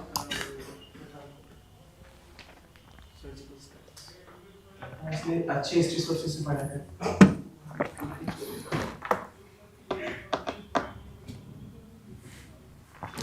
राइट, ये 2015 में हुआ। देन 2016 में 2 जनवरी को वी हैव पठानकोट का स्ट्राइक। देखिए कितने मेहनती हैं वहाँ के। 2 जनवरी। हाँ, उसका वो कब है, वो शरीफ का बर्थडे था शायद नवंबर या दिसंबर में। 1 महीने लगा उनको, 1 महीने में दे हैव प्लान्ड एवरीथिंग। और 2 जनवरी को वो यहाँ आ गए। Pathankot is an air base in Punjab में है। तो 27-28 स्क्वाड्रन है हमारे पास। वैसे 35 होने चाहिए बट 28-27 ही हैं। तो उसमें से 5 स्क्वाड्रन इज ओवर देयर। एक स्क्वाड्रन में शायद 15 या 16 फाइटर प्लेन्स आते हैं। तो मतलब very significant fleet of fighter planes are over there Pathankot में। बॉर्डर पे रखा है क्योंकि वहीं से मारेंगे फिर। हाँ, एकदम जम्मू से थोड़ा सा ही दूर है वो, उधमपुर से। सो फिर वहाँ पे वो उन्होंने इन्फिल्ट्रेट किया। वो फिर वो वहाँ पे फाइटर जेट्स को तोड़ने के लिए आए थे। 2 जनवरी को किया उन्होंने। एंड देन फिर एक उरी, ये सब तो मूवी ही बना दी अब। उरी स्ट्राइक भी 2016 में हैपन। उसके रात में किसी एक आर्मी कैंप था, उसमें जाके उन्होंने मारा एम्बुश अटैक में। काफ़ी लोग मरे थे उसमें। फिर हमने सर्जिकल स्ट्राइक करी 2016 में। तो उसके बाद से फिर एवरीथिंग इज ऑन स्टैंडस्टिल। तब से फिर बंद कर दिया कि ये तो बहुत ज़्यादा हो गया था कि उरी स्ट्राइक कर रहे हो, हमारे एयर बेसिस में आ रहे हैं, सब कुछ कर रहे हैं। और फिर ये जम्मू कश्मीर में भी बहुत ज़बरदस्त होने लग गई थी। जम्मू कश्मीर में देन हम भी बहुत ज़्यादा रिटेलिएट करते थे। पहले भी और एक कंट्रोल आर्मी हुआ करती थी। फिर 2016-17 से बहुत बहुत ज़्यादा हमने आर्मी एग्रेशन भी वहाँ पे दिखाया। अब तो काफ़ी कंट्रोल हो चुका है। अब तो 370 हटाने के बाद तो significant amount of control is there. और कुछ हुआ फिर उसके बाद से बात नहीं होती। अब फिर उसके बाद से we are completely non talking terms. फिर पुलवामा हुआ 2019 फरवरी में हुआ था। ये फरवरी में कभी हुआ था। एंड 14 को हुआ था क्या? और फरवरी में फिर हमने वो एयर स्ट्राइक किया था। कौन सी जगह मारा था? बालाकोट में एयर स्ट्राइक करी हमने।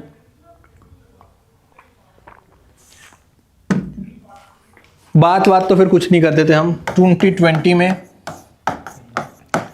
दे वॉज 2021 में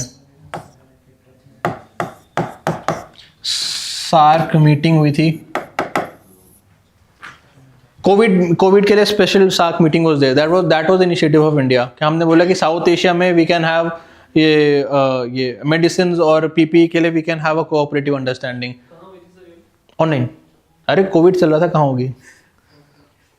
इसमें प्राइम मिनिस्टर पाकिस्तान नहीं आए थे, उनमें उनके फॉरेन मिनिस्टर आए थे। सार्क मीटिंग हुई थी फॉर कोविड रिस्पॉन्स इन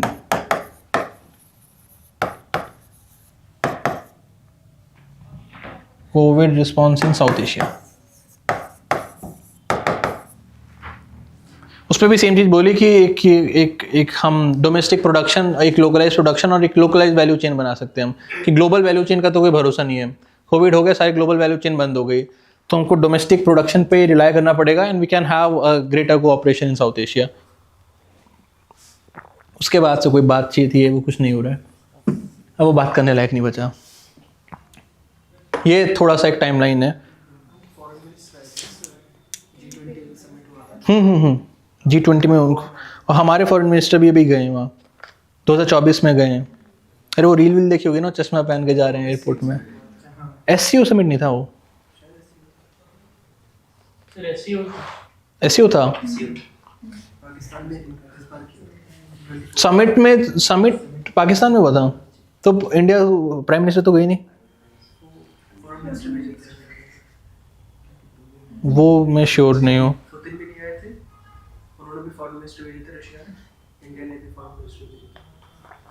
इसके बाद और छोटे से और चीज़ें पाकिस्तान के साथ, ट्रेड, थोड़े से फैक्ट्स लेते हैं फिर पूरा देखेंगे कि how this relation is working. Trade में जब हमेशा से हमारा trade is between $1 to $2 billion। That's nothing. $1 billion दो देशों के बीच का ट्रेड इज नथिंग, कुछ नहीं कर रहे। मतलब ऑब्वियसली इतनी लड़ाई हो रही है तो ट्रेड तो करेंगे नहीं हम उनसे। एंड 2019-20 में we have stopped all trade relation with Pakistan. उससे कोई फर्क पड़ता भी नहीं, $1 बिलियन तो वैसे ही हो ही रहा था। And now all the trade relation everything has been cease. बस गांजा आता है, उस जो इलीगल ड्रग, इलीगल आर्म्स, इसका जो स्मगलिंग है that is to the tune of 10 to 20, $30 billion तक है। वो बहुत ज़्यादा है। 20 से 30 बिलियन डॉलर हर साल आर्म्स आते हैं और ड्रग्स आते हैं। किसको? मिलिटेंसी को, जो इनके वेपन्स होते हैं वो चाइनीज होते हैं। हाँ, तो मतलब वेपन प्रोडक्शन तो उनका कंबाइंड होता है। जो उनके ऑर्डिनेंस बोर्ड्स हैं वो कंबाइंड आजकल पाकिस्तान और चाइना के।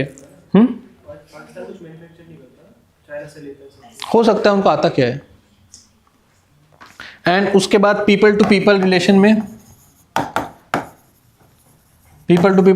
बोलते हैं हमारे अच्छे रिश्ते हैं। हमारे इनके रिश्ते देखो कैसे हैं।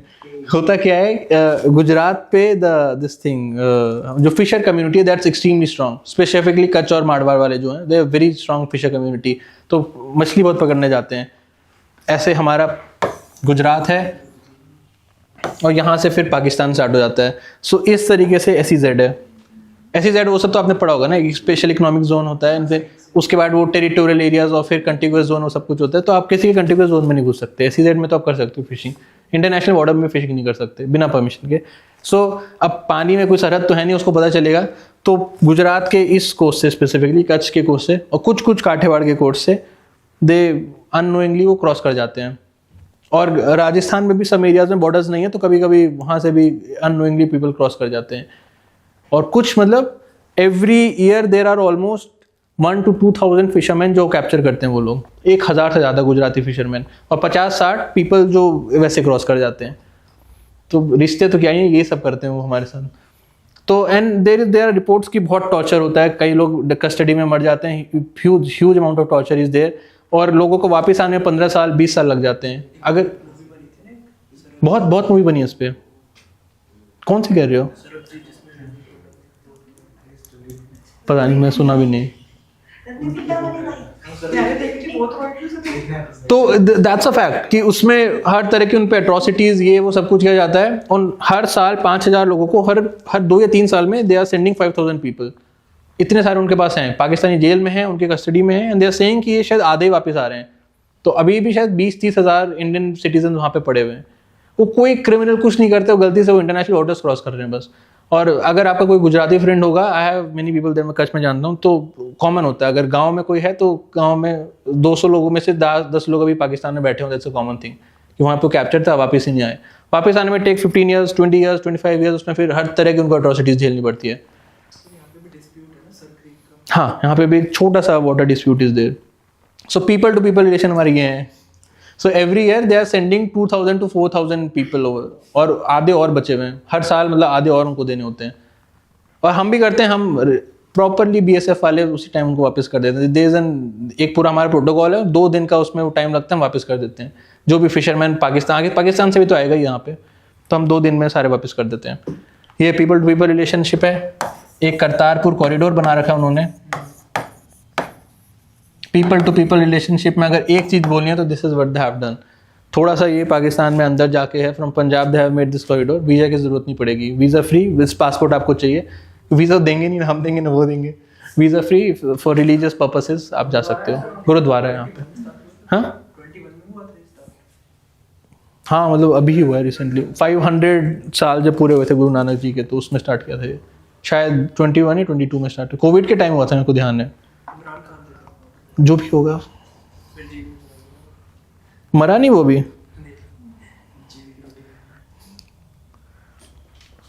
तो ये है थोड़ा बहुत पाकिस्तान का साथ हमारा। ज़्यादा फिशिंग कहाँ होती है? वेस्टर्न कोस्ट में, इंडियन कोस्ट में, ईस्टर्न कोस्ट में, इंडिया की?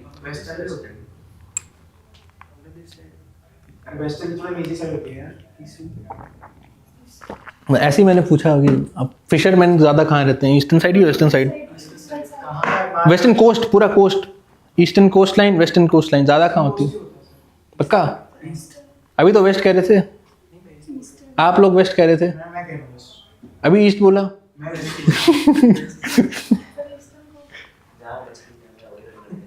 नहीं, ऐसा नहीं होता, ये सबसे बड़ी गलती है। जो मछली जो है सबसे ज़्यादा ट्रॉपिकल एरियाज में, वहाँ कोई मछली नहीं पकड़ता। जापान के साइड मछलियाँ नहीं होती, they are the largest exporter of fishes.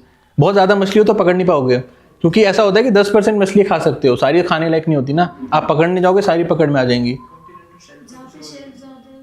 ये भी मिथ होती है। तो शेल्फ ज़्यादा कहाँ पे है? अरे ये मत बोलो यार, पीछे वो आ जाएंगे ज्योग्राफी वाले सर। ऐसी बातें करो। कॉन्टिनेंटल शेल्फ बड़ा कहाँ पर है यार? क्या बात कर रहे हो? ज़्यादा फिशिंग अंदर करते हैं कि बाहर करते हैं? मतलब इनलैंड फिशिंग ज़्यादा है कि कोस्टल फिशिंग ज़्यादा है? यार अब ज्योग्राफी पढ़ाए।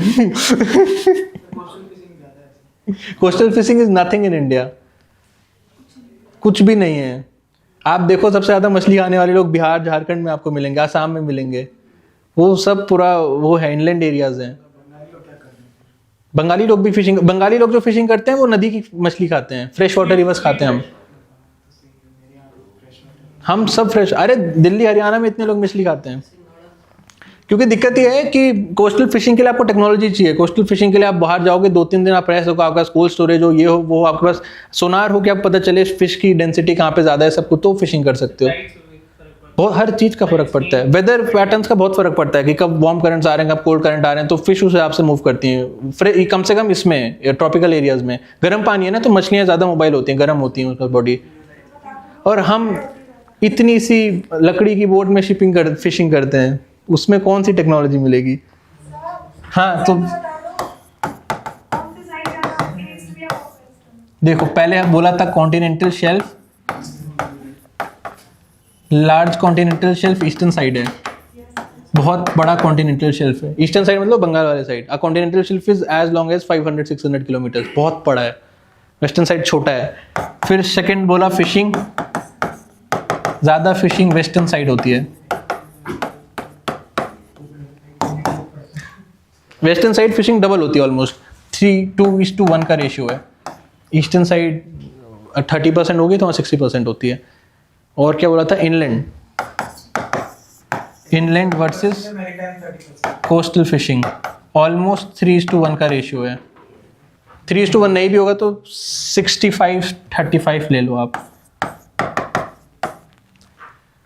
सारी मछलियाँ हम इनलैंड ही पकड़ते हैं।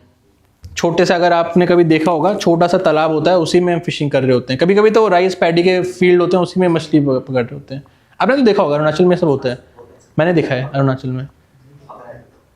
वो जाला फेंक के कि वो लकड़ी वाले, हाँ, उससे तो कौन पकड़ता है यार, मतलब जो ऐसे खाली बैठा हो वो तो हमारे जैसे पकड़े, कमर्शियल लोग वो सब थोड़ी करेंगे। और फिर एक काइंड ऑफ बाउंड्री टाइप बना देते हैं। वो बिहार में होता है।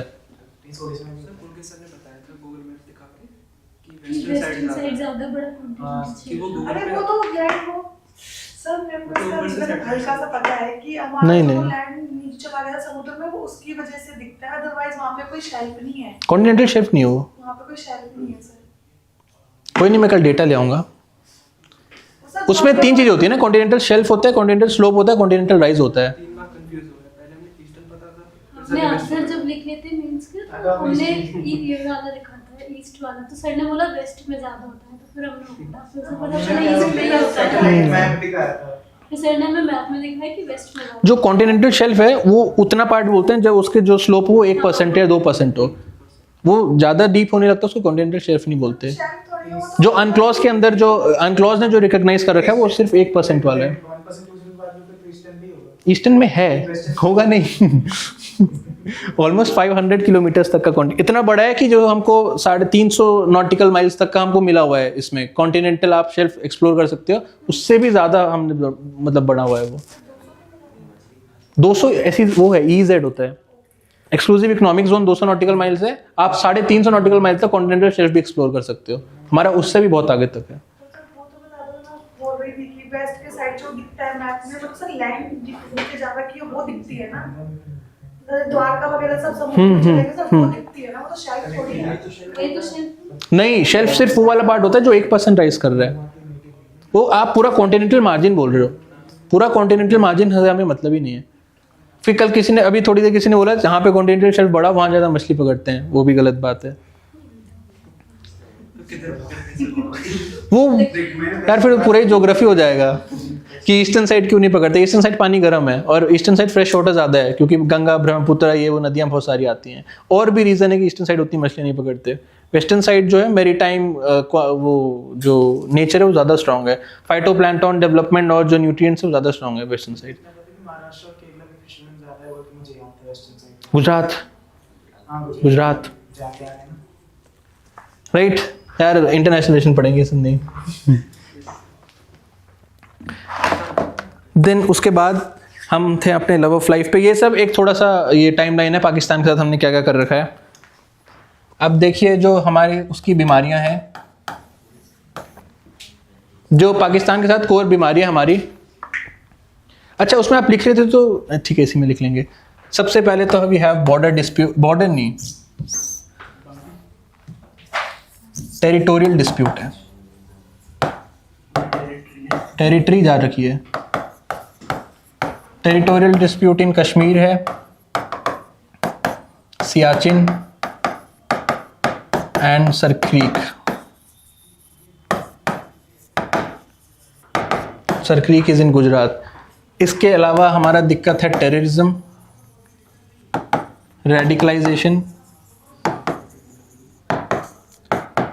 रेडिकलाइजेशन मतलब एक वल्नरेबल पॉपुलेशन होती है, गरीब जवान लोग होते हैं, उनके पास करने को कुछ नहीं है, गर्म खून है, सो आप उनको भगा सकते हैं। यू कैन सेंड, आप उनको आजकल तो व्हाट्सएप ट्विटर से ही सारा कर देते हैं। वो बहुत ज़्यादा होता है, बहुत ज़्यादा। आजकल तो सरकारें भी कर रही हैं रेडिकलाइजेशन। लोगों के मन में एकदम मतलब एक टॉलरेंस से दूर की बात हो गई। People are just hating one another, they are ready to kill one another. ऐसी जबरदस्ती का इतना ज़्यादा दिस पोलराइजेशन इज देयर, लोगों के मन में नफरत है एक दूसरे का। हमारे तो फिर भी ठीक है, जो people in Jammu Kashmir they are मतलब anti India sentiments is very strong. तभी तो तैयार हैं, सड़कों पे आके पत्थर मारने को तैयार है, मरने को भी तैयार हैं। आप उसमें से सबसे वल्नरेबल ढूंढे, वो उनको आप ट्रेन करके वो मरने को भी तैयार हो जाएंगे। So everything is done by Pakistan. इसमें जो सिसेशनिस्ट फोर्सेज हैं, ये जो कौन सा ये इनका कोई आज़ादी के जितने भी नाम भूल रहा हूँ इनके, बहुत सारी इनकी पार्टीज बना रखी हैं इन्होंने। एक हुर्रियत वाला है, एक दो और है इनके। सबको पाकिस्तान से पैसा मिलता है कि आज़ाद कश्मीर करो, कश्मीर को ये करो वो करो। हाँ, सब यूएपी के अंदर टेररिस्ट हैं, उनसे पहले से टेररिस्ट हैं ये, अंडर यूएपी ये सब कुछ टेररिस्ट हैं ये। तो ये रेडिकलाइजेशन करता है वो। Then militancy, there is militancy in Kashmir जो प्रॉपरली वो चला रहा है। Lashkar Taiba, Jaish e Mohammed, Hizbul Mujahideen, all of the three are funded by Pakistan, direct Pakistan. Al Qaeda नहीं, वो अलग है, उससे हमारा नहीं है कुछ। फंड करती है सरकार। हाँ मतलब सब्सिडरी कंपनी है वो भी एक। अल कायदा का डायरेक्ट प्रेजेंस नहीं। ऐसे तो ISI का भी, ISIS भी है यहाँ पे, ISIS पाकिस्तान का नहीं है कुछ। वीकी अच्छा है यार। मतलब देर आर अभी भी न्यूज़ आती है कि जवान लड़कों को जो है ISIS वाले रेडिकलाइज करके कोई यमन भेज रहा है, कोई कहीं भेज रहा है। केरला से, अरे केरला से क्या दिल्ली से जा रहे हैं। मैं अफगानिस्तान से कॉन्फ्लिक्ट है ना कुछ, किन का? तालिबान और ISIS। हाँ तालिबान ISIS का कॉन्फ्लिक्ट उतना हमारे मतलब की चीज़ नहीं है। और इसके बाद हमारा इशू है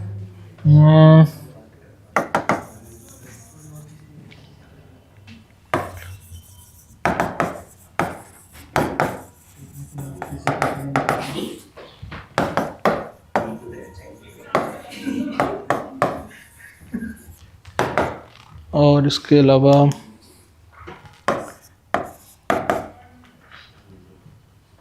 इन दिस वाटर ट्रीटी इसको ड्राई पड़ा ड्रग ये मनी लॉन्ड्रिंग है, इसको भी फिर आप पता नहीं क्या पढ़ेंगे। काला पैसा को सफेद करना।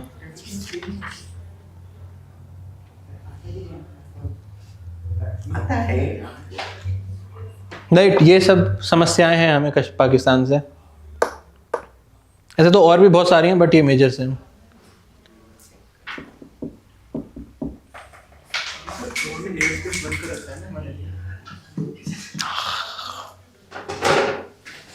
पता नहीं अभी बंद है कि नहीं, ऐसे अलाउड नहीं है ऐसे बंद करना।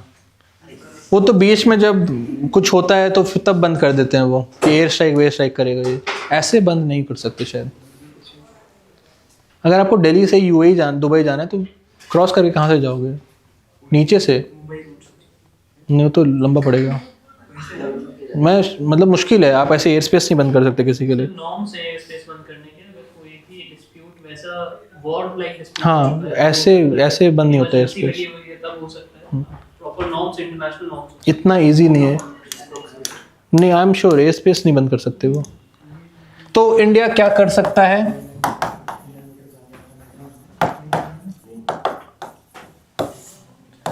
सबसे पहले जो सबसे एक इजी सा सोल्यूशन होगा, पानी रोक देंगे हम। अगर मतलब हमें देखना हो कि what is the option that India है राइट नाउ, ये सारी दिक्कतें, ये सारा टाइमलाइन था हमारा, ये सब वो करता है। हम कर क्या सकते हैं इसके लिए? सबसे इजी तो है, we have a very strong leverage.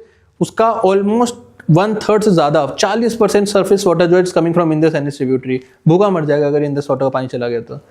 So the first thing is we can use this Indus water treaty, we can use this Indus water and our higher riparian state status to have this leverage over Pakistan. But ये international platform पे करना है, it's एक बड़ा negative repercussions होते हैं इन चीज़ों के, बहुत स्ट्रॉन्ग नेगेटिव रिपरकशंस होते हैं। वो विक्टिम कार्ड खेलने में वैसे ही बहुत एक्सपर्ट है, और उसमें दिखाया जाता है कि देर इज ये जो है इसमें difference between power and status is extremely huge. तो एक तरह का ये इसमें दिखाया जा सकता है कि हम अब्यूज़ कर रहे हैं अपनी पावर्स का, अपने स्टेटस का। ह्यूमन राइट्स ये वो 50 तरह की इसमें चीज़ें होंगी।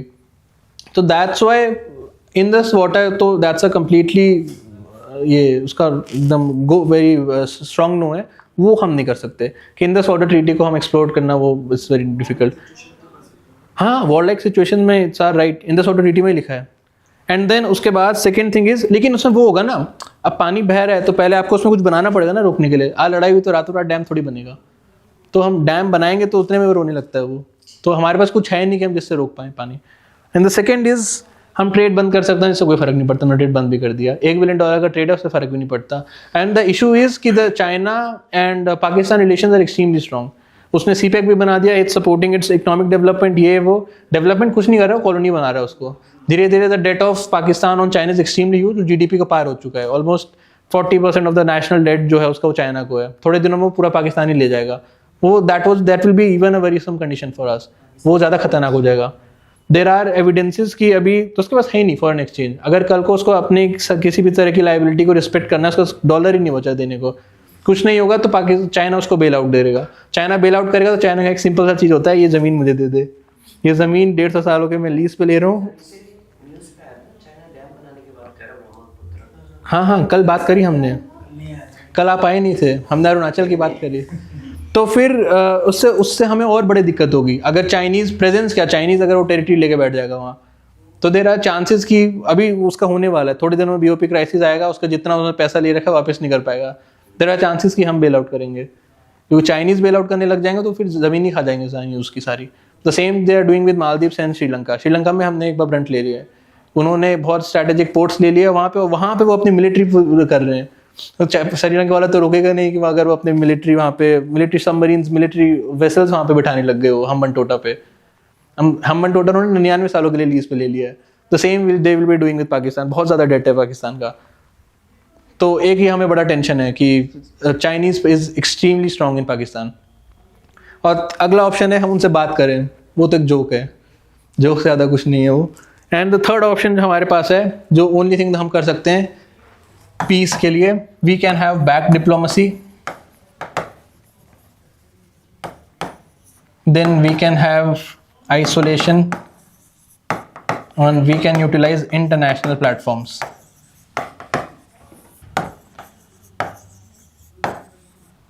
This is the only solution that we have right now. Back diplomacy मतलब back channel diplomacy में now India has a very strong relation with West Asia, और फिर वो leverage हम यूज़ कर सकते हैं। इसके दो चचेरे भाई हैं, भाई तो क्या उसके चाचा हैं, UAE and Saudi. UAE Saudi has a marital, उनके जो हाई एलिट्स हैं they have marital relation with Pakistan. वो उनके कल्चरली वो उनके पुराने रिश्ते रहे हैं, भुट्टो से भी रहे हैं, वो शरीफों से भी रहे हैं, और दूसरे मिलिट्री लीडर्स के साथ भी रहे हैं। सो पहले UAE सऊदी वाले बहुत ज़्यादा पैसा सपोर्ट सब कुछ देते थे इसको, अब उन्होंने भी थोड़ा कट ऑफ स्टार्ट किया है because of India's back diplomacy.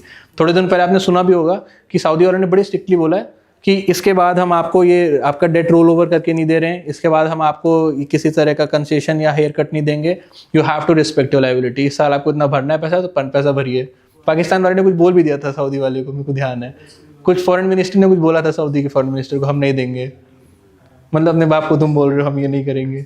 तो देन सऊदी एंड UAE के साथ we are using back channel diplomacy. वो बात मत करो यार, क्या सोच रहे हो, थिंक टैंक चला दिया तुमने अपना।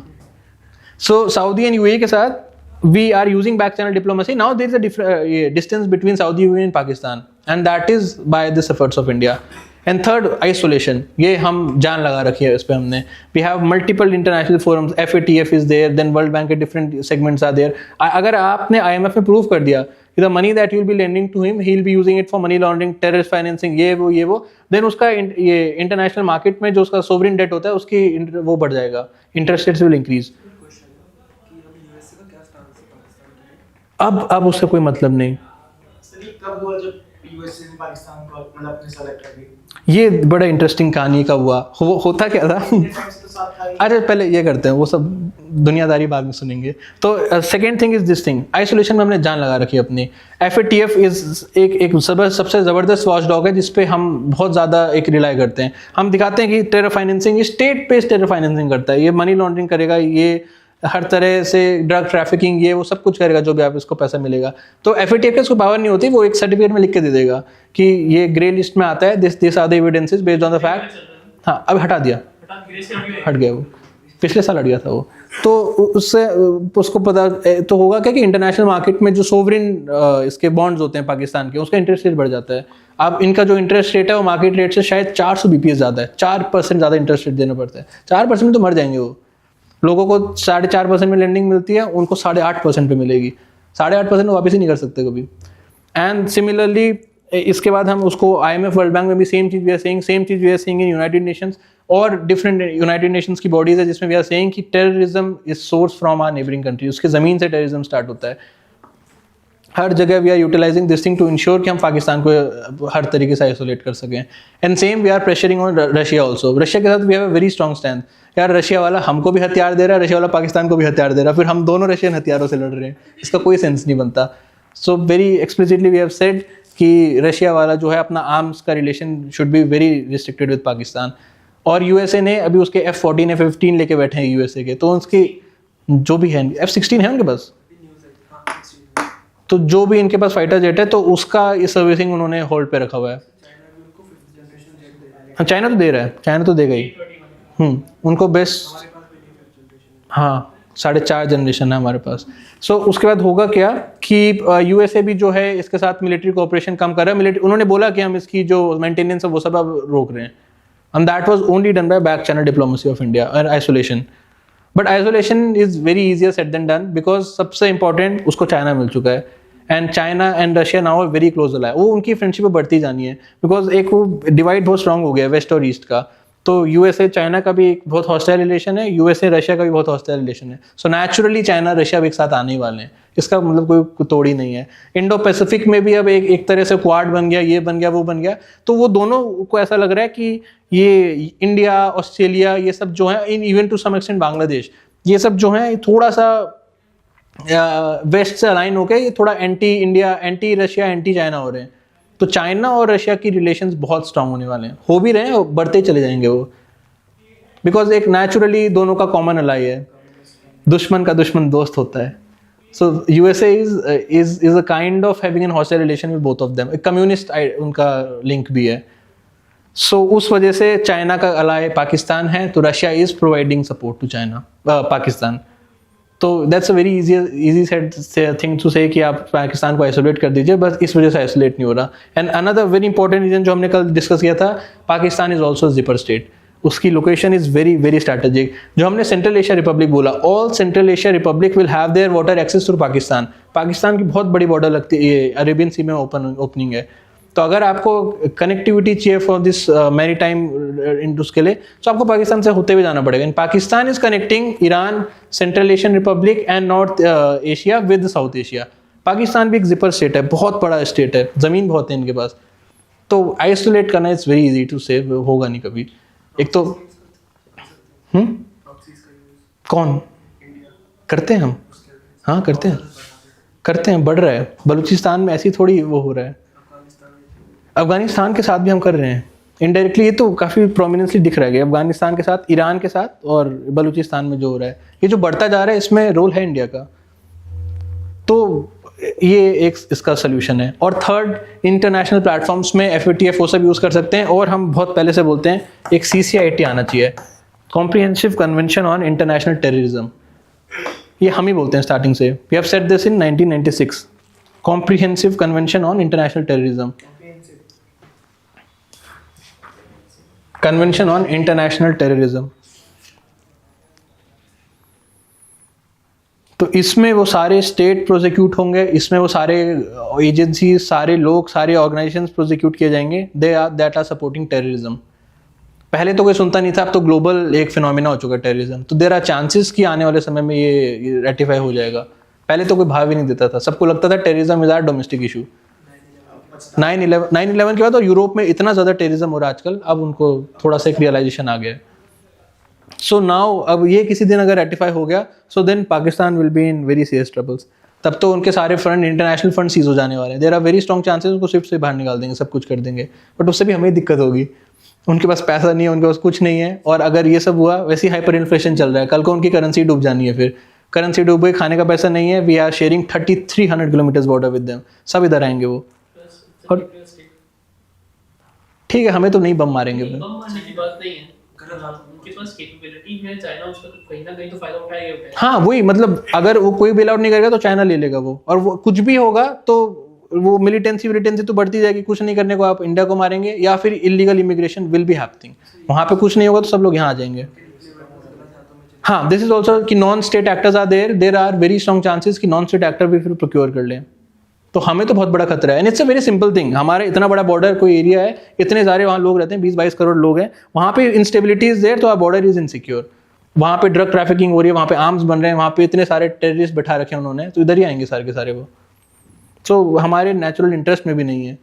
अगर वो उसको अगर वो हमेशा इस तरह ये ग्रे जोन या फिर ये ब्लैक उसमें रहता वो FATF के, सो उसका इंटरनेशनल डेट बढ़ता ही चला जाएगा। 8.5% पे उसको सोवरिन डेट मिल रहा है। सोवरिन मतलब गवर्नमेंट ऑफ पाकिस्तान का जो बॉन्ड होता है, वो 8.5% पे जा रहा है उसका। तो उस पर जो उसका इंटरेस्ट लाइबिलिटी जो उसकी इतनी ज़्यादा होगी कि एक तो फिर उसको उसका बीओपी वैसे इतना ख़राब है, फिजिकल डेफिसिट इतना ज़्यादा है, इन्फ्लेशन तो हाइपर इन्फ्लेशन चलता है वहाँ, 200 रुपये की तो उसका एक किलो चीनी आती है वहाँ, तो उस वजह से फिर उसका बीओपी वैसे ही बर्बाद हो जाएगा। बीओपी बर्बाद हो गया तो फिर इंस्टेबिलिटी हो जाएगी वहाँ, हमें ही दिक्कत होगी वहाँ कुछ भी होगा तो। सोल्यूशन तो ये we have to isolate him, और इंटरनेशनल लेवल पे हमको इस तरह की चीज़ें करनी पड़ेगी। और back channel diplomacy is a very prominent thing. उसके 2 कोर लाई तो हमने हटा दिया, यूएई सऊदी, चाइना हम नहीं हटा सकते उसको, और जितनी तरीके से हम उसको आइसोलेट कर पाएँ, इसके अलावा कुछ नहीं हो सकता। और टॉक्स का कोई मतलब नहीं है, वॉर का कोई मतलब नहीं है। इन दिस वाटर ट्रीटी करना इट्स हमारे लिए ख़राब होगा, हमारी international image will be reprimanded because of that.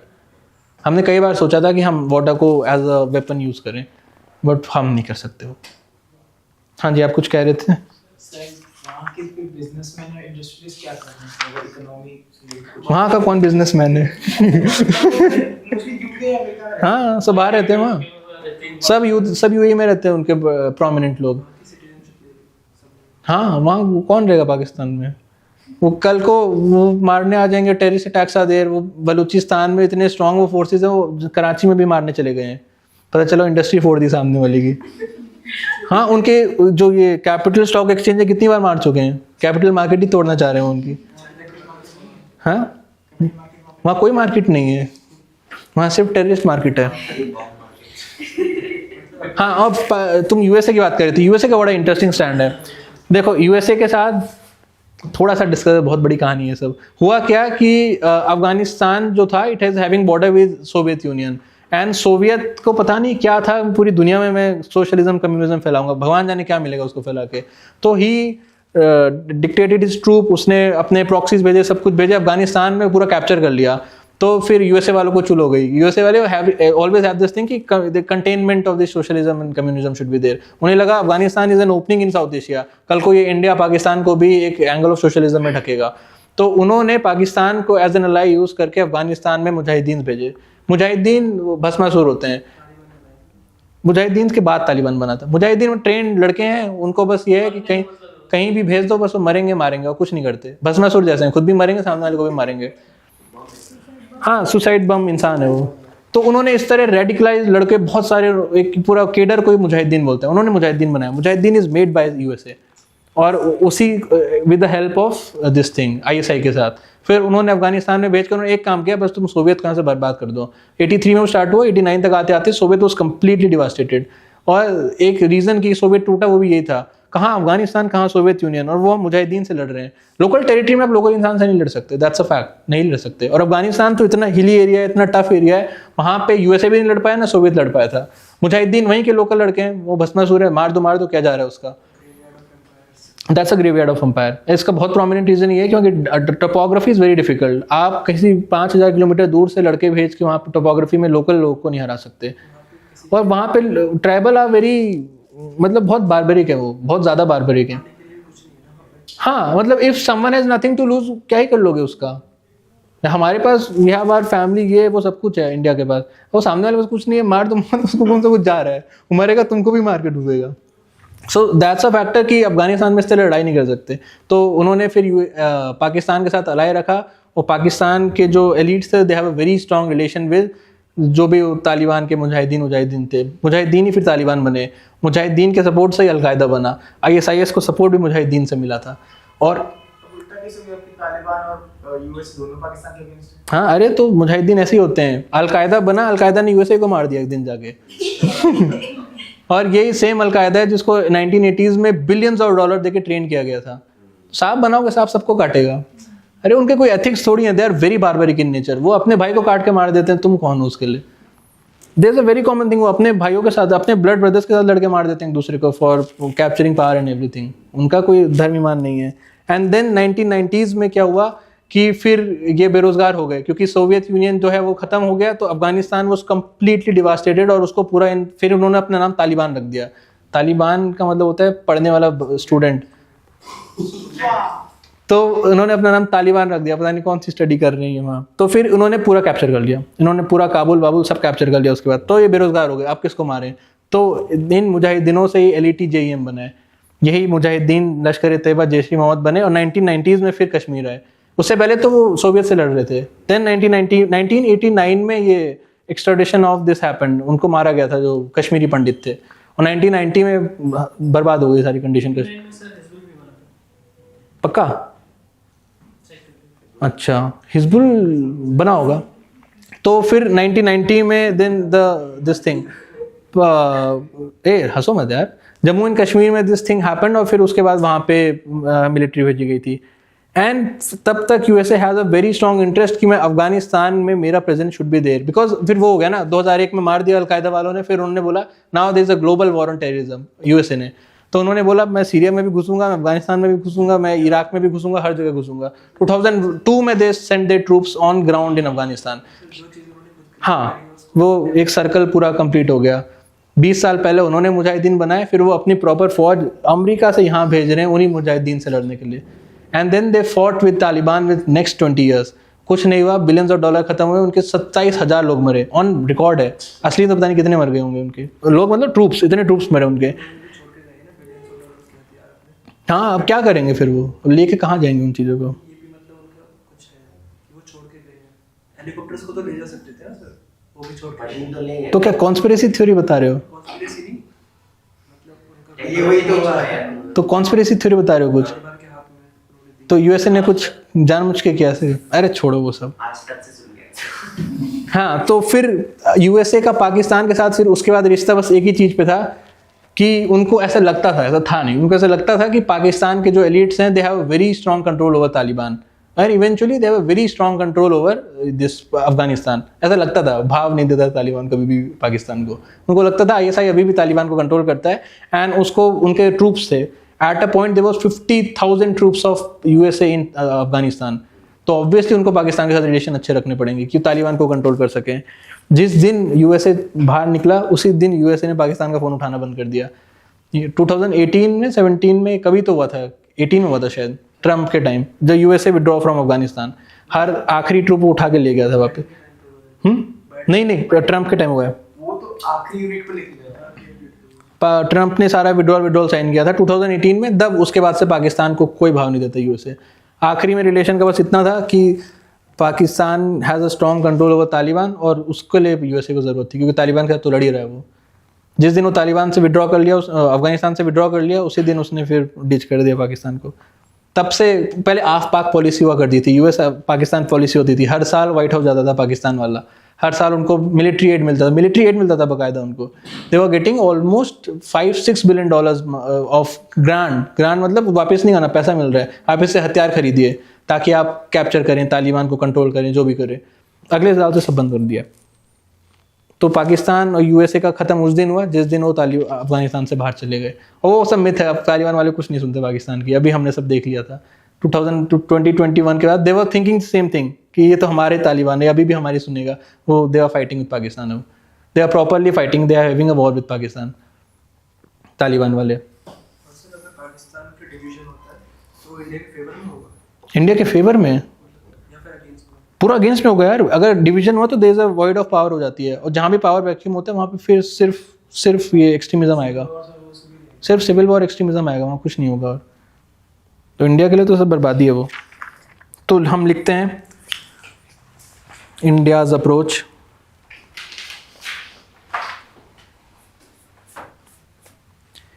अभी हमने पूरा वो ट्रैक रिकॉर्ड में देखा, पीस टॉक से कुछ हो ही नहीं सकता because there is a core interest inside Pakistan, इनकी मिलिट्री और आईएसआई का, कि they should not be a peace between India and Pakistan. बातों का कोई मतलब नहीं है, जब भी बात होती है उसके बाद टेररिस्ट अटैक्स होते हैं। बात करेंगे तो वहाँ पे बैठे हुए लोग जो चाहते हैं कभी इंडिया पाकिस्तान के रिश्ते ठीक न रहे। तो ये आपको लिखना है कि there are a very strong interest in Pakistan, does not want a good relation in India and Pakistan. Multiple times अभी हमने ट्रैक रिकॉर्ड में देखा, वो ट्रैक रिकॉर्ड लिख लिया ना आपने पूरा। There are multiples vested interest in Pakistan that does not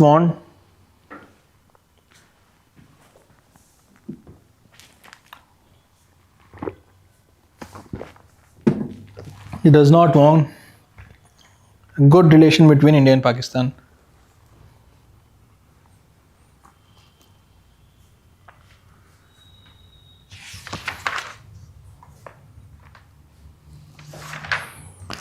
Right, so हमारी हेडिंग है इंडियाज अप्रोच फॉर पाकिस्तान। ये सब जो डिस्कस किया सब लिखना है बस।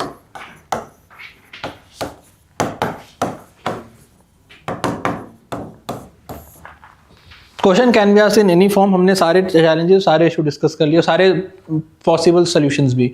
तो जैसे क्वेश्चन आएगा उस हिसाब से यू कैन बोल दिस थिंग।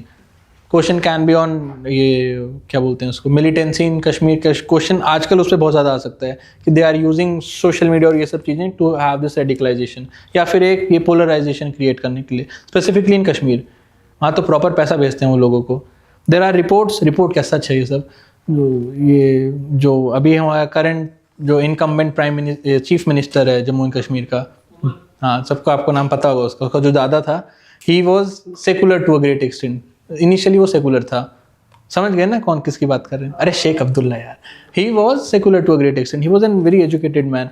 बाद में द काइंड ऑफ ऐसे टर्न मार के जो खूनी इंसान बना वो, द काइंड ऑफ ये polarisation that he saw in the last later phase, it was been funded by Pakistan. उस जमाने से पाकिस्तान ने फंड करना स्टार्ट कर दिया था, और इन सब लोगों को पैसा मिलता है। बाकी के जितने सीएम थे सबको पैसा मिलता है। Everyone is getting fund from Pakistan. और जो सेपरेटिस्ट हैं, ये हुर्रियत और बाकी नाम मेरे को याद नहीं, नाम नहीं लिखना आपको, पेपर्स में नाम मत लिखिए इन लोगों के, लायक भी नहीं है इनके नाम लिखे जाए। तो ये जो है इन सबको पैसा मिलता है। Everyone is getting financial aid from Pakistan. बाकी जगह आप देखोगे कि जैसे नक्सलिज्म है, नक्सलिज्म के लिए they have to do some kind of उनको किसी तरह का ये जो ये फॉरेस्ट में रिसोर्सेज होते हैं, they have to do this, extortion करना पड़ता है, फॉरेस्ट रिसोर्सेज को बेचना पड़ता है। कोई चंदन बेच रहा है, कोई रेड सैंडलवुड बेच रहा है, कोई खुद बेच रहा है, उससे वो अपना पैसा कमाते हैं। नॉर्थ ईस्ट के जो इंसर्जेंट्स हैं उनको ड्रग ट्रैफिकर्स पे डिपेंडेंट होना पड़ता है, तो उनको पैसा मिलता है, या फिर उनको कहीं से लूटना पड़ता है। आपने कभी नहीं सुना होगा किसी मिलिटेंट को कहीं लूटना पड़ रहा है। मिलिटेंट को सीधा यूपीआई आता है वहाँ से, यहाँ उनको सीधा कैश मिलता है। मिलिटेंट को किसी चीज़ की जरूरत नहीं, ना वो एक्सटॉर्शन करते हैं, ना वो किसी तरह के रिसोर्सेज ले रहे हैं, ना वो किसी तरह की ब्लैक मार्केटिंग कर रहे हैं, कुछ नहीं बेचते, कुछ नहीं करते। They are getting money across the border.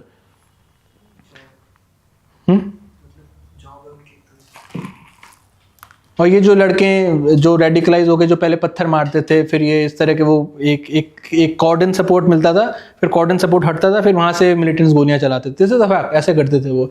वहाँ पे कहीं पे किसी तरह का कहीं कोई सम मिलिट्री कॉन्वॉय देयर, कुछ हो रहा, कोई sensitive cheese, something is happening, वहाँ बहुत सारे लोग आ जाएंगे, फिर वो लोग अचानक हटेंगे, फिर उनमें से मिलिटेंट अटैक स्टार्ट हो जाता था। अब Indian government, Indian army has such a strong SOP, ये वो अब वो तो मार नहीं सकते, सामने वाले मारेंगे तो कैजुअलिटी विल बी देयर, ये civilian casualty will happen. That's why पुराने ज़माने में we have huge amount of casualty in Jammu and Kashmir, क्योंकि हम नहीं मार सकते थे। स्पाई के सारे स्पाई हैं। स्पाई क्या बोलना है, they are on ground workers of this thing, OGWs बोलते हैं उनको। स्पाई थोड़ी वो उनके काम करने वाले हैं, पूरे सारे लोकल्स पीपल ऑफ देयर। सबको 500 रुपये मिलता है एक दिन का, ये तो फैक्ट है। सबको 500 रुपये मिलता है, जाओ पत्थर मारो, कलेक्ट करो, ये सब करिए उनके लिए। हाँ, तो हम लिख रहे थे इंडियाज अप्रोच शेख अब्दुल्ला के टाइम से स्टार्ट हो गया था। जब वो रेडिकलाइज होना स्टार्ट हुआ, he was getting money from Pakistan. No, he was close to Nehru. He was extremely close to Nehru.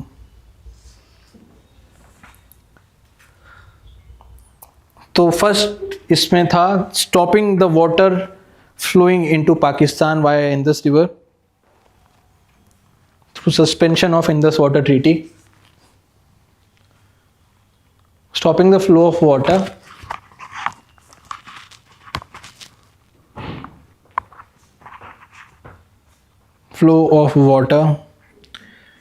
into Pakistan via Indus River by suspending Indus Water Treaty.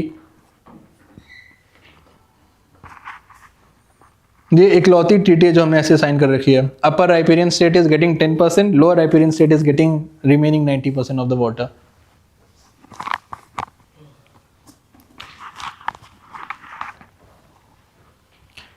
This is not a practical thing for India. This is not a practical thing for India.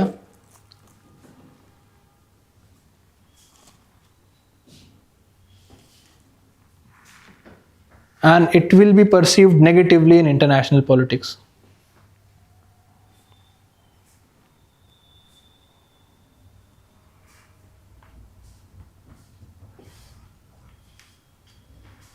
It will be perceived negatively in international politics. Next is withdrawing the MFN status. MFN status नहीं कि हमने trade बंद कर दिया है. MFS status. Most favoured nation status is irrelevant. Withdrawing the MFN status is irrelevant.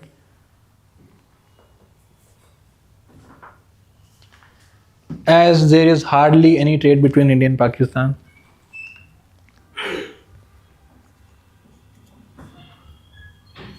And there is hardly any trade between India and Pakistan.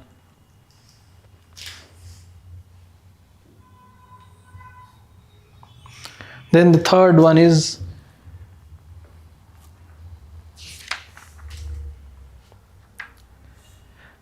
isolating Pakistan in international forums.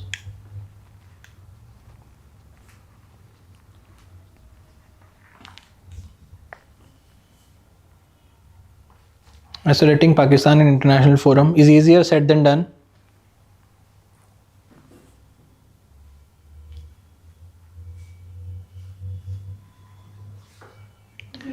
Said than done. As China is extremely close to Pakistan. As China is extremely close to Pakistan.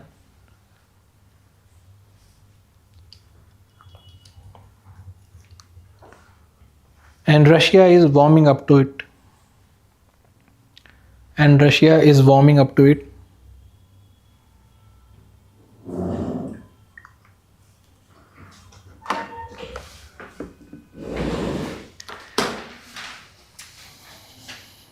Also, Pakistan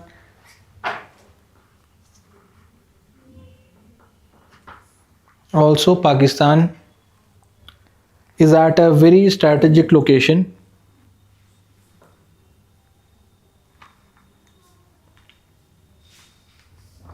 Also, Pakistan miss हो गया क्या? Is at a very strategic location, bordering Iran,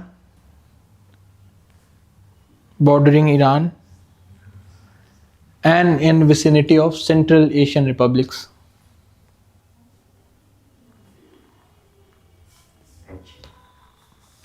Bordering Iran and at vicinity of Central Asian Republic with an extremely long coastline.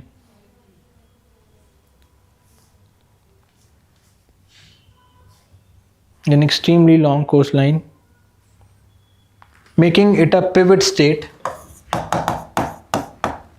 Making it a pivot state in international politics.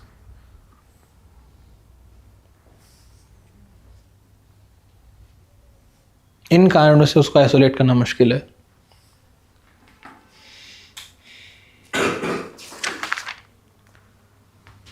हाँ, इसके साथ एक और लिख लीजिए. With advancement in connectivity with China, like CPEC project,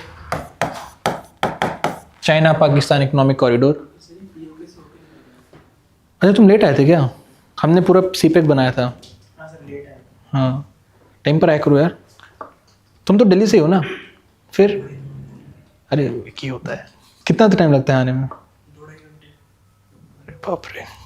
सुबह 6 बजे चल जाती है वहाँ की मेट्रो. Connectivity with China. मुझे लगा फरीदाबाद की कनेक्टिविटी कह रहे हो. तो तुम क्या सनराइज से पहले निकल जाते हो?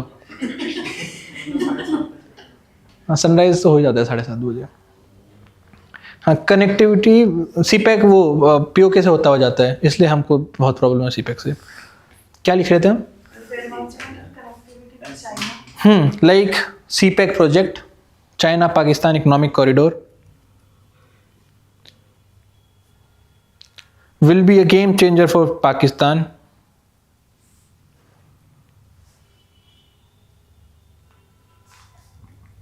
Will be a game changer for Pakistan.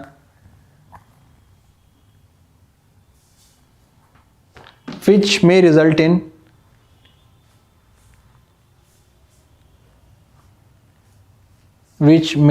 in reduced inclination of Pakistan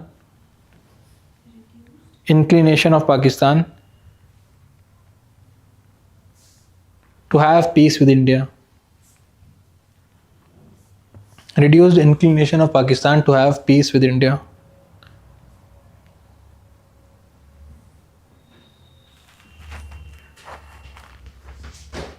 then उसके बाद फीजिबल सोल्यूशन जो हम एक्चुअली कर रहे हैं. ये 4 पॉइंट्स थे कि why isolating Pakistan is difficult.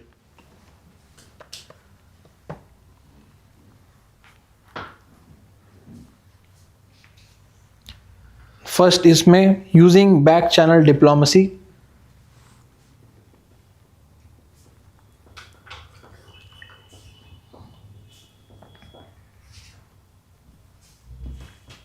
Using back channel diplomacy to leverage India's relation with countries like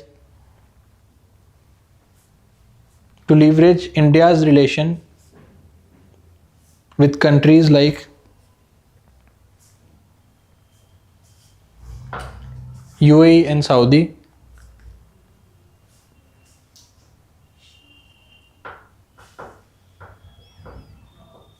To leverage India's relation with countries like UAE and Saudi to put international pressure on Pakistan.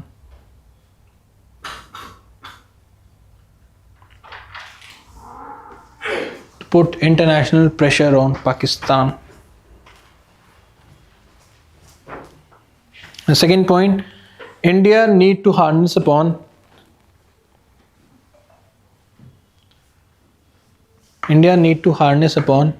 its international presence.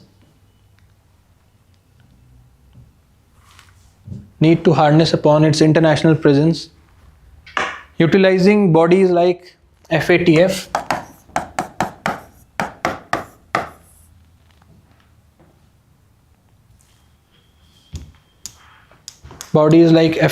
and United Nations.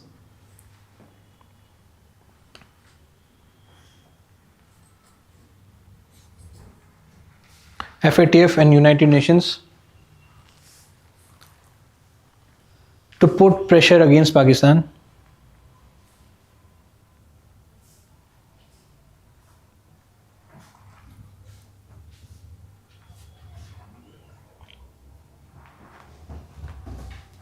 इसमें मतलब everything will be coming. जैसे हम sanctions के लिए भी push कि individual terrorist को भी हम सैंक्शन कर सकें या फिर इंटरनेशनल टेररिस्ट को भी इम्प्रूव कर सकें यूनाइटेड नेशन में कि they are still living in the soil of Pakistan. हम कर रहे हैं, बहुत सारे टेररिस्ट के लिए कर रहे हैं. बट द थिंग इज़ कि यूएनएससी में चाइना बैठा हुआ है. सो एवरी जितने भी हमारे कन्वेंशन आते हैं या फिर जितने भी हमारे ड्राफ्ट आते हैं सब कुछ वीटो हो जाता है चाइना से, सब कुछ. ये हाफिज सईद था ना लेटेस्ट जो हुआ था, शायद 8 या 7 बार वीटो किया था चाइना ने. 8 बार के बाद China is accepted that thing. उसके बाद से सारे वीटो कर रहे हैं, हम कुछ कर नहीं पाते वहाँ. तो वीटो पावर है तो फिर तो कुछ नहीं हो पाता. एंड FATF में हमारा एक डेडिकेटेड विंग रहता है IRS का जो बस ये करता है कि वो पूरा पाकिस्तान की चीज़ें ऑडिट करते हैं, प्रूफ करता है कि how much of this money laundering terrorist financing they are doing. Every year हमारे को वो रहता है कि इसको फटाफट उसमें रखना है, ग्रे लिस्ट में रखना ही रखना है, एक हाईलाइटेड करके एक प्रेशराइज करके हम इसको रख सकें. बाकी और जो भी बॉडीज हैं, SCO इज अनदर बॉडी जो टेररिज्म के लिए है. एंड जितनी भी बॉडीज हैं सब में पाकिस्तान खुद ही एक मेंबर है. And China is also member over there. तो मुश्किल होता है. जहाँ पे चाइना मेंबर है फिर तुम एंटी पाकिस्तान बातें कैसे कर सकते हो. हाँ जी, क्या कह रहे थे आप? अभी तो ग्रे लिस्ट में नहीं है. अभी हट गया वो बिकॉज ऑफ चाइना टर्की. उसमें भी कंसेंसस ही होता है. तो चाइना, टर्की, मलेशिया ये तीनों अच्छे रिलेशन नहीं रखते हम इनके साथ. टर्की का तो बहुत एंटी इंडिया स्टैंड रहता है. तो इन तीनों ने मना किया था. कंसेंसस चाहिए. 60 कंट्रीज हैं, सबका कंसेंसस होगा तभी वो ग्रे लिस्ट में आता है. इतने स्ट्रॉन्ग प्रूफ के बाद भी उन्होंने कंसेंसस नहीं दिए, मतलब वो सपोर्ट नहीं किया हमारा claim. Then the next is India should try to get ratified CCIT, Comprehensive Convention on International Terrorism, in the United Nations at earliest.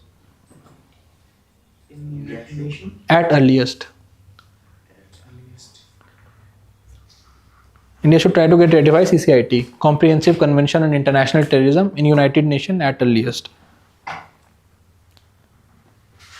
And domestically we have to take care कि हमारा we are one of the country with largest Muslim population. और यहाँ पे भी एक ये communal harmony बनी रहे. तो वी हैव टू इंश्योर कि पाकिस्तान जितना भी रेडिकलाइज ये सब करे, are communal harmony should not be challenge by that thing. तो एक लाइन में नीचे, India should maintain a spirit of brotherhood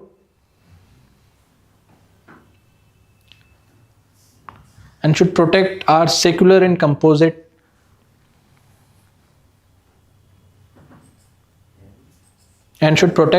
secular and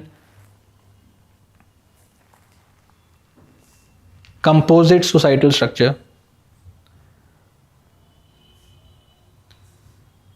politicians help कर दे रहे हैं इसमें. And एक नीचे लास्ट और India should take all the steps to check radicalization of youth, especially in Kashmir. All the possible steps to check radicalization of youth. India should take all possible steps to check radicalization of youth, especially in Kashmir.